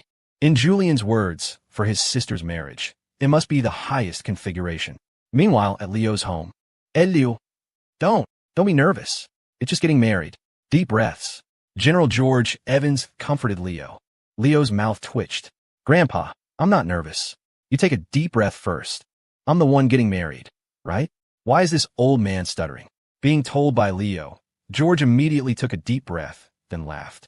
Isn't this my first time seeing you get married? I'm a little nervous too. Were you like this when my dad got married? Not really. Him getting married didn't warrant this. David and Carol sat on the sofa, faces full of black lines hearing this. Just then, Alex Young ran upstairs and looked at Leo. Time is about right. Prepare to set off. Is everything ready? Leo turned his head and shouted. Old Ethan, where's the stuff? Got it all. Ethan held a big bag of red envelopes. Don't worry, plenty enough. Rare for you to be so willing to spend money. For this wedding, Leo had really emptied his wallet. Even Ethan was surprised because this guy was actually willing to take out his private stash. Admirable. As for the settlement and dowry, the parents negotiated, namely Julia Reed and Carol Evans. The result was very friendly. No settlement, no dowry. Both sides spent money to hold a grand event for the kids. As for who spent the money, naturally David Evans and Anthony Reed. These two not only gained nothing, but lost their savings. David's private stash was raided by Leo and Carol in one pot, and Anthony reluctantly handed over his bank card under Julian's gunpoint. From that day on, smiles never appeared on these two men's faces. Smile for me. Carol glared at David. It's a big, joyous day. Who are you showing a long face to? David cursed inwardly. Who else can I show it to? Don't you know? That tortoise son. David forced a smile, glaring fiercely at Leo. Kid, you're good. Raided the private money I hid for half a lifetime. You're good.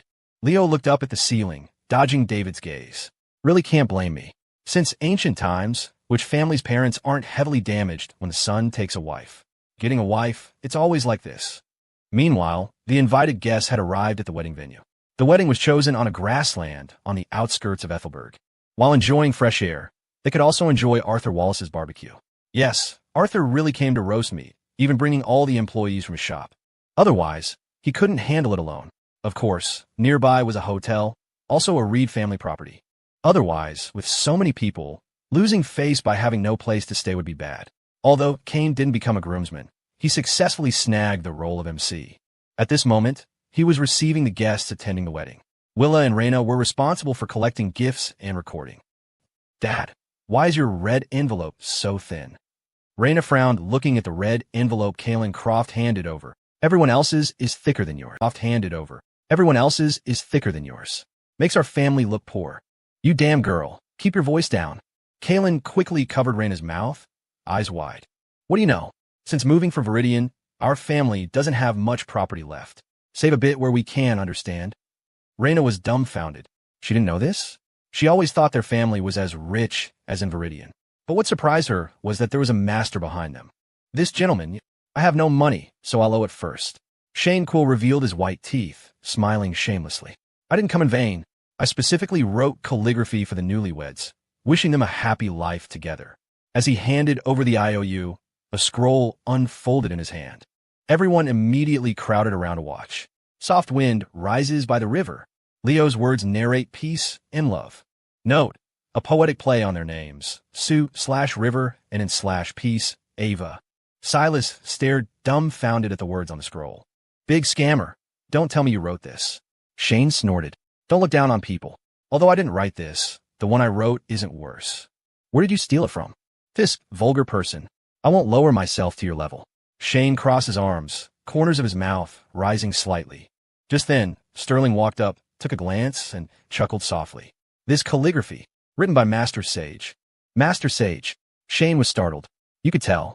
Sterling ignored him and asked, that guy hasn't written for anyone since he sealed his brush. What did you use to beg him? Nothing much. Save his life once back then. Consider the favor returned. With that, Shane put away the scroll and handed it to Willa, smiling. Little sister, keep it safe. This thing is worth a lot. Really? Silas and Horace looked suspicious. After all, this big scammer was too good at swindling. Unexpectedly, Sterling spoke meaningfully. The big scammer isn't lying this time. The words on this scroll are worth 10,000 gold. Silas and Horace dropped their jaws. Even Sterling said so. Shane laughed loudly. Ha ha, good to have someone who knows the goods. Wasn't a wasted trip. Everyone was surprised. This calligraphy is really that valuable? At this time, someone whispered, Master Sage. I know, It's that master sage, the calligraphy master once famous throughout the Federation. Heard at his peak back then, one piece of calligraphy could buy an island. But not long after, he announced he was sealing his pen. Because of that, his handwriting became even more precious. Whenever it appears at auction, it's a sky-high price every time. With these remarks, many people showed expressions of realization. Those present were almost all people with knowledge and background. Hearing this, they immediately remembered Master Sage. Thus, many people looked at the scroll with burning eyes, regretting not looking a few more times just now. That was Master Sage's writing. Also, many eyes stared at Shane. Who is this beggar-looking guy? To be able to get Master Sage's writing. And looking at the content, Master Sage definitely wrote it fresh after knowing Leo and Ava's names. Value. Immeasurable. And he just gave it away like that. Feeling the gazes around him, Shane adjusted his sunglasses, looking like a transcendental immortal. While feeling secretly delighted, he also felt some heartache. He really invested heavily this time. Hope that little grandaunt can cancel that IOU for the sake of this calligraphy. Otherwise, it's a huge loss. Chapter 7:11 The time to pick up the bride had arrived. A motorcade of luxury vehicles lined up in a formidable row, departing for the Reed estate. On the roadside, pedestrians stared, slack-jawed. Holy crap, look at that lineup. Who's getting married? You don't know? It's the Reeds. They're loaded. Money is no object to them. Quick, take a picture. Oh my God, I've never seen a convoy like this. It's insane. Is this what happiness looks like for the rich? Inside the lead car, Mr. Evans, David, felt a twinge of phantom pain in his wallet. This spectacle was funded by him and Anthony Reed. You talk about the happiness of the rich, but you don't see the tears we're shedding over the bill. Soon, the motorcade pulled up to the Reed estate. Before they could even enter the courtyard, they saw the main gate blocked by a crowd of Reed family associates. Leo Evans and his groomsmen stepped out of the car. Leo smiled, though he looked a bit exasperated. Mr. Sue, I haven't even stepped inside yet, and the hazing begins. We're all old friends here. Can't you go easy on us? Butler Sue smiled politely. Mr. Evans, we wanted to be kind, but Mr. Reed, Julian, gave the order. We have to block you. With that, several Reed family members stepped forward. In their hands, they held a large sheet of white paper covered in lipstick prints. Mr. Evans, entering the courtyard is simple, Butler Sue explained with a grin. You just need to identify which of these many lip prints belongs to the young miss. But, a friendly reminder, Mr. Reed said you only have 3 chances. If you get it wrong 3 times. Butler Sue pointed cheerfully toward the roof. Our family snipers will take you all out. Everyone froze. How can you say something so cold with such a warm smile? But, that was very Julian Reed. Ethan Sia coughed dryly. Leo, I just remembered I left my oven on. I'll be going now. You aren't going anywhere. Leo grabbed Ethan by the collar and hauled him back. One mention of snipers, and you fold. It's not about being scared. I just don't have faith in you. Bullshit. You think I can't recognize my own wife's lips? Leo sneered, looking at Butler Sue. What's so hard about this? I can find Ava's print at a glance. Butler Sue was startled. Really? There are over 20 prints here. To confuse him, we even made some of the men put on lipstick. How is he going to find it? But in the next second, Leo suddenly shouted, Spike! It's showtime. As soon as the words left his mouth, a white cat shot out of the car and landed on Leo's shoulder. Leo grabbed Spike and held him up to the paper. Quick, sniff them out. Which one is Ava's? The crowd stood in stunned silence. You can do that? You just said you could tell a glance. What's with the cat? However, Spike didn't need to sniff them one by one. He took a brief whiff of the air, turned his feline head, and locked his gaze on a specific print near the edge. Meow. That one. Meow. Trust me, it's a lock. Spike tapped the print with his paw. Leo glanced at it, confidently tossed the cat backward toward the groomsmen, and pointed at the print Spike had chosen. That one. That is absolutely Ava's. I knew it the moment I saw it. Have some shame. Everyone thought. Without that cat, you're nothing. Seeing this, Butler Sue laughed helplessly. Mr. Evans got it right. Brothers, let them through. The crowd instantly parted, opening the main gates of the Reed estate. As Leo led his crew inside, Ethan Sia pulled out thick stacks of red envelopes and began making it rain. Soak up the luck, boys. Don't rush. There's enough for everyone. Ethan was having the time of his life, tossing the cash. After all, it wasn't his money. Easy on the cash. Leo grabbed his arm. There are still people inside. Knowing Julian's personality, this gate-blocking ritual wasn't going to be simple. The snipers hadn't stood down, had they? Sure enough, as soon as they entered the main courtyard, Another group barred their path. It was Ava's personal bodyguards, Rook and Knight. Mr. Evans, our level is simple. The two men grinned. You just need to name 5 things the young miss loves most to pass. The young miss wrote down many answers. We selected 5 at random. If you name all 5 correctly, you pass. But if you get one wrong, well, you have to eat a lemon. Beside them, a massive crate of lemons was hauled into view. Just the smell was enough to make everyone's salivary glands work overtime. I'm telling you, Leo, I'm calling it now. I can't do sour. Dylan Miller's mouth twitched. Don't get it wrong, just to prank us. Leo broke into a sweat. He couldn't handle sour either. Just then, Anthony Reed walked out of the house and sidled up to Leo. Leo turned to look at him, his eyes full of confusion. Anthony kept a poker face. Julian said, I have to play with you. If you guys get it wrong, you eat lemons. If I get it wrong. He looked up at the snipers on the roof, swallowed hard, and didn't finish the sentence. Leo instantly understood and looked at Anthony with deep sympathy. Then, the group silently took a step away from him. Why are you guys moving away? Anthony asked nervously. Nothing. Leo flashed a bright grin. We're just afraid of getting splattered with blood. It's bad luck on a wedding day. Everyone nodded in agreement. Mr. Evans, boss, who's going first? Knight asked. Anthony huffed. You remember I'm the boss? Didn't you see the sniper rifle aimed at my head? Leo, give me an answer. Hurry up. I just need one right answer. I'm your father-in-law. My life is in your hands. Leo gave him a side eye. You're my father-in-law, but you're also Ava's biological dad. You're asking me. I don't know what she wrote on that list. I don't have X-ray vision. Why don't you guess one? Anthony's face darkened. Guess? With my life on the line? Cough. Leo, you go first. Let me see how well you know my daughter. Anthony decided to wait and see. Leo shrugged. It didn't matter to him. If he got it wrong, it was just a lemon, and he wouldn't be the one eating it. Why else did he bring so many groomsmen? Rook and Knight turned their gaze to Leo. Leo thought for a moment. Soup dumplings. That has to be there. Ava's absolute favorite food was soup dumplings. As soon as he said it, Knight flipped over one of the cards. Written clearly on it, soup dumplings. Congratulations, Mr. Evans. One down. The group behind him let out a sigh of relief. No lemons yet. Leo smiled slightly and stepped aside. Father-in-law, your turn. Anthony's face turned purple. My turn already? Seeing Anthony's hesitation, Leo smirked mischievously. Dad, the things Ava loves could be people too. Why don't you guess yourself? Or Julian? Or Mom? That's 3 answers right there. Add me in, and that's 4. Easy peasy. Anthony's eyebrows shot up. That makes sense. Although she might not have listed him. No, surely she didn't list him. But the others were likely. Especially Leo. Anthony gritted his teeth. I'll gamble on Leo. I guess Leo. Myself. Ava definitely wrote my name.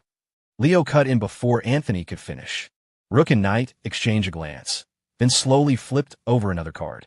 Now, congratulations, Mr. Evans. Another correct answer. Anthony's face turned completely green. Wasn't it my turn? What the hell? Leo looked apologetic. Sorry, Dad. You didn't speak up for so long. I thought you were letting me go again. But it's fine. There's still Julian and Mom. Try one of those. Anthony glared at Leo. Try my ass. This kid is full of bad intentions. Since you got it right, keep going. When you get one wrong, I'll step in, Anthony said, try to regain his composure. Leo laughed. All right then, I won't be polite. He rubbed his chin, thinking, Reggie, Rocket, Captain Crunch. Those 3 have to be on there, right? Another card was flipped. Reggie and his crew. Meow. Spike let out a please cry. 2 left. Julian. Wrong. Knight grinned. The young miss did right, Mr. Reed's name, but he didn't make the final 5. He picked up a lemon and handed it to Leo. Leo didn't hesitate. He took the lemon and turned around. Ethan, I know you love lemons. You're up. Ethan accepted the lemon with a dark expression and bit into it without a word. Watching him eat it made everyone else wince. Ethan's face contorted so hard it looked like it was imploding. Why is this lemon so sour? Forgot to mention, Knight grinned mischievously. These lemons were specially imported. They're known as the sourest lemons in the Federation. Everyone's expression changed. That's brutal. Ethan had retreated to the side, his face scrunching into a singularity. He couldn't eat another bite. Dad, your turn. Huh? Leo turned around only to find Anthony gone. He ran. Yes, Anthony Reed had fled, blending into the crowd and deserting his post. Leo was speechless. You can run today, but you can't run forever. Whatever. He had to finish the game. Julia Reed. Wrong. The bear by her bed. Wrong. The electric mouse plushie I gave her. Correct. Leo was actually surprised. That yellow rat made the list. Knight laughed. The young miss said it was the first prize you ever won for her at the carnival, so it made the cut. Cheers erupted from the groomsmen. Leo felt a bit bashful, but there was still one answer left. He thought for a moment. If that was the direction. The Ethelberg River Walk. Leo asked tentatively. When they were dating, every time he walked her home, they would pass the river walk, holding hands. Rook paused and smiled. That is indeed an answer, but it didn't make the top 5. Another person had to eat a lemon. Elio, Stadion. Ethan's face was still a wrinkled mess. Those lemons are lethal. One is enough to wreck a man. All right, look at you, acting so weak, Leo scoffed. You could take a bullet without blinking, but a lemon defeats you. You're tough? You eat one then. Don't be silly. I'm the groom. I can't eat lemons. Ethan was speechless. Who made that rule? Leo tried several more answers, all wrong. He was starting to doubt himself. He had named almost everything possible. Why isn't it right? Seeing this, Rook and Knight decided to show some mercy. Mr. Evans, do you remember after we kidnapped you back then? What did you ask us to drop you off? Hearing this, Leo raised an eyebrow, sounding uncertain. Don't tell me it's Inferno Burrito. Bingo. Rook and Knight flipped the final card simultaneously. Inferno Burrito. The young miss said she listed so many things she loves. For the last one, she wanted to list something you love. The crowd swooned. Leo's mouth twitched, and he covered his face. You guys don't know shit. You think this is love? He would bet his life this was Ava's prank. She just wanted to see them eat lemons. She was the little demon of the Reed family. After all right, Mr. Evans, you can go in. There's one final hurdle, and then you can see the young miss. But the final level is guarded by Mr. Reed himself. Leo smirked. Julian? Piece of cake. Inside the house, Julian sat on a chair in the middle of the hallway, radiating an aura that said none shall pass. However, before Julian could speak, Leo walked up and whispered in his ear. Brother-in-law, let's call a truce. I see things are going well with Dr. Hannah. You wouldn't want me blocking the door on the day you marry Hannah, would you? Those guys from Eastside Ridge aren't exactly saints. If you want to marry Hannah through them, honestly, it's going to be tough. You know me. I can be pretty petty, and I have a lot of tricks. I can't guarantee what I might do when the time comes. If you let me pass today, I will return the favor generously. I'll be the captain of your vanguard when you go to pick up your bride. Julian's eyes shifted. He looked at Leo and laughed, shaking his head. You planned this all along, didn't you? How can you say that? I'm genuinely looking out for you, Leo said with a grin. Knowing you're the biggest obstacle on my wedding day. Did you think I wouldn't have a contingency plan? You want to stop me? Fine. On your wedding day, I'll join Master Silas's crew and block you until you cry. Whatever Julian had prepared crumbled instantly. Sure enough, Julian sighed and shook his head with a smile. Go on then. You win.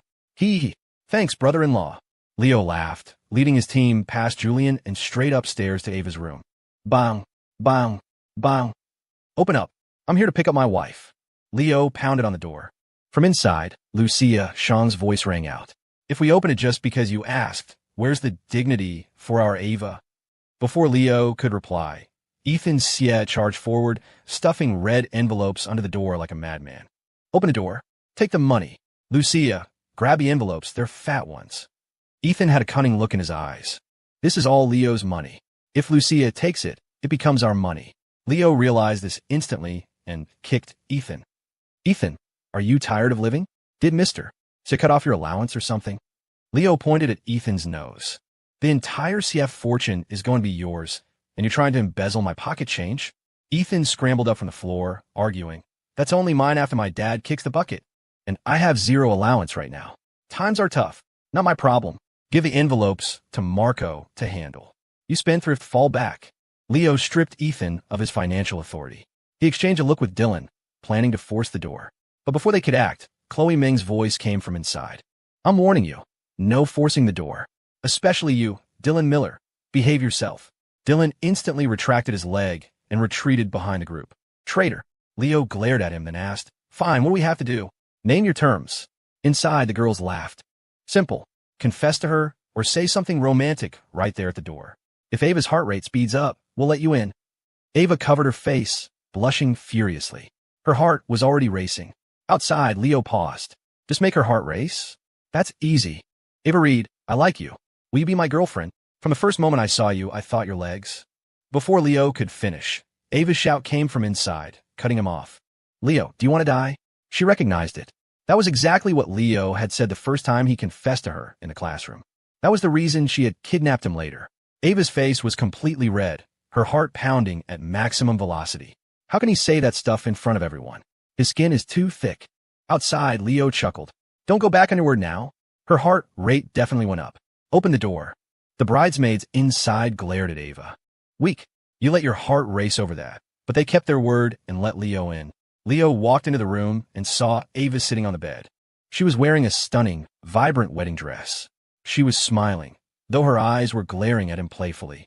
Leo paused for a second, then stepped forward and scooped her up in a princess carry. Hey, we haven't found the shoes yet, Quinn exclaimed. Holding Ava, Leo shouted, Spike. Spike shot out again, leading the group directly to the hidden shoes. Reggie, you traitor! Ava wrapped her arms around Leo's neck and cursed at the cat, mistakenly using the dog's name in her haste, or perhaps Reggie had sold him out too. Leo defended Spike. Don't call him names. He's doing it for us. After putting the shoes on Ava, Leo carried her downstairs. Cheers erupted from the crowd and followed them all the way out. Butler Sue, Rook, Knight, and the others stood in the courtyard in formation, parting to make a path as Leo carried Ava out. Boom! Boom! Boom! Confetti cannons fired. As the colorful paper rained down, the Reed family shouted in unison, Congratulations to Mr. Evans and the young miss. May you have a happy marriage and 100 years of harmony. Congratulations to Mr. Evans and the young miss. May you have a happy marriage and 100 years of harmony. Leo walked through the blessings, holding his bride. Ava shyly buried her face in his neck, looking at the lemons nearby, and whispered, How many lemons did you guys eat? A lot, but I didn't eat any. Really? That's a shame. That inferno burrito answer. You did that on purpose to mess with me, didn't you? Hee, you figure it out? I'm fine, but you destroyed Ethan and the guys. It's okay. Lucia said watching them eat lemons is fun. You guys really are best friends. You guys are good brothers too. Whispering sweet nothings, Leo and Ava got into the wedding car, surrounded by the crowd, and headed straight for the ceremony venue. At the wedding venue, Kane was a nervous wreck, constantly reviewing the flow of the ceremony, terrified he'd mess up. Soon, the convoy arrived and stopped at the hotel entrance. Kane rushed forward, opened the door, and looked at Leo and Ava. You're finally here. Go to the waiting room first, then get ready to enter. The couple was a bit confused. Can't we just go in? But it was their first time getting married, so they just followed Kane's instructions. Inside the waiting room, there was a knock on the door. Kane walked in and handed them pen and paper. Write something to each other. You'll read it out loud during the ceremony. No peeking beforehand. I'm an impartial officiant. Give them to me when you're done, and I'll hand them back on stage. Leo and Ava looked at each other. Right what? I never heard of this part. Ava uncapped her pen and turned her back to Leo, starting to write. Leo tried to peek, but Kane caught him. No peeking. Fine, I won't look. Leo uncapped his pen, thought for a moment, and confirmed with Kane, whatever I write, Ava has to read out loud to the crowd, right? Yes, and you have to read what Ava wrote. That's going to be so awkward. Don't worry about it. Just write. Where did you learn this? I saw it online. It's part of the officiant's job. Are you sure about that website? In a few sentences' time, Ava finished writing and handed it to Kane. A moment later, Leo finished his note and handed it over. Kane sealed both letters and envelopes right in front of them. All right, I'll give these back to you on stage. Get ready, you're on soon. Kane left the room and closed the door. What did you write? Leo asked. Not telling. Ava made a silly face at him. Even making a face, she looked beautiful. Soon it was time. The bridesmaids and groomsmen were all in place, waiting to go up with the couple. As the music started, Kane stood on stage, microphone in hand. Today, under this beautiful sky, we are here to witness a couple. Below the stage, the deserter Anthony Reed had somehow arrived and was standing next to Julian. Since when did Kane learn that broadcaster voice? Anthony shrugged. It's giving me goosebumps. Julian glanced at him. Is everything taken care of? Of course. Just a bunch of useless hacks. With me on the job, it's handled, Anthony said, raising his glass. With the Reed princess getting married, some blind idiots, remnants of the Vulture organization, had tried to cause trouble. Anthony had dealt with them all. Next, please welcome the bride and groom. As Kane's voice fell, the classic wedding march began to play. Ava took Leo's arm and stepped onto the cream-colored carpet. Under the blessing gazes of the crowd, they walked step by step toward the stage. On the grass nearby, a cat, a squirrel, and a raccoon were dancing excitedly. Soon, Kane brought out a box containing rings Master Silas had crafted for Mithril. Please, groom, place the ring on the bride's finger. Ava smiled and extended her hand. Leo took it immediately, sliding the ring onto her ring finger. Please, bride, place the ring on the groom's finger. Ava repeated the action. From this moment on, their ring fingers bore each other's names. After more official remarks, Kane pulled out the 2 letters from his pocket. Next, we asked the couple to read aloud the words they have written for each other. Woo! The crowd cheered and whistled. Leo and Ava took the letters, but when they opened them and saw the contents, both froze. What's wrong? Read it, Kane whispered urgently, seeing them hesitate. Leo smiled helplessly and showed the letter Ava had written. It was blank. Ava showed Leo's letter, also blank. While they had seemed to be writing furiously in the room, in reality, neither had written a single word. Kane was dumbfounded. What's going on? Leo and Ava looked at each other and smiled. You wouldn't get it, Kane, Leo laughed. Forget the handbook. Listen to me. Announce the kiss. Kane felt helpless. There were still so many steps left, but it was not his wedding, so he did as Leo said. The groom may now kiss the bride. Before the words fully landed, Leo pulled Ava into his arms and, under everyone's gaze, kissed her deeply. Ava blushed but wrapped her arms around his neck, responding to him. Rose petals rained down from the sky, blessing them. The crowd stood and applauded. Marco was crying his eyes out. Boo-hoo! Mr. Evans and the young miss finally made it. Throw the flowers. Throw more flowers. A lifetime of happiness for Mr. Evans and the young miss. Happy wedding. After a long while, their lips parted.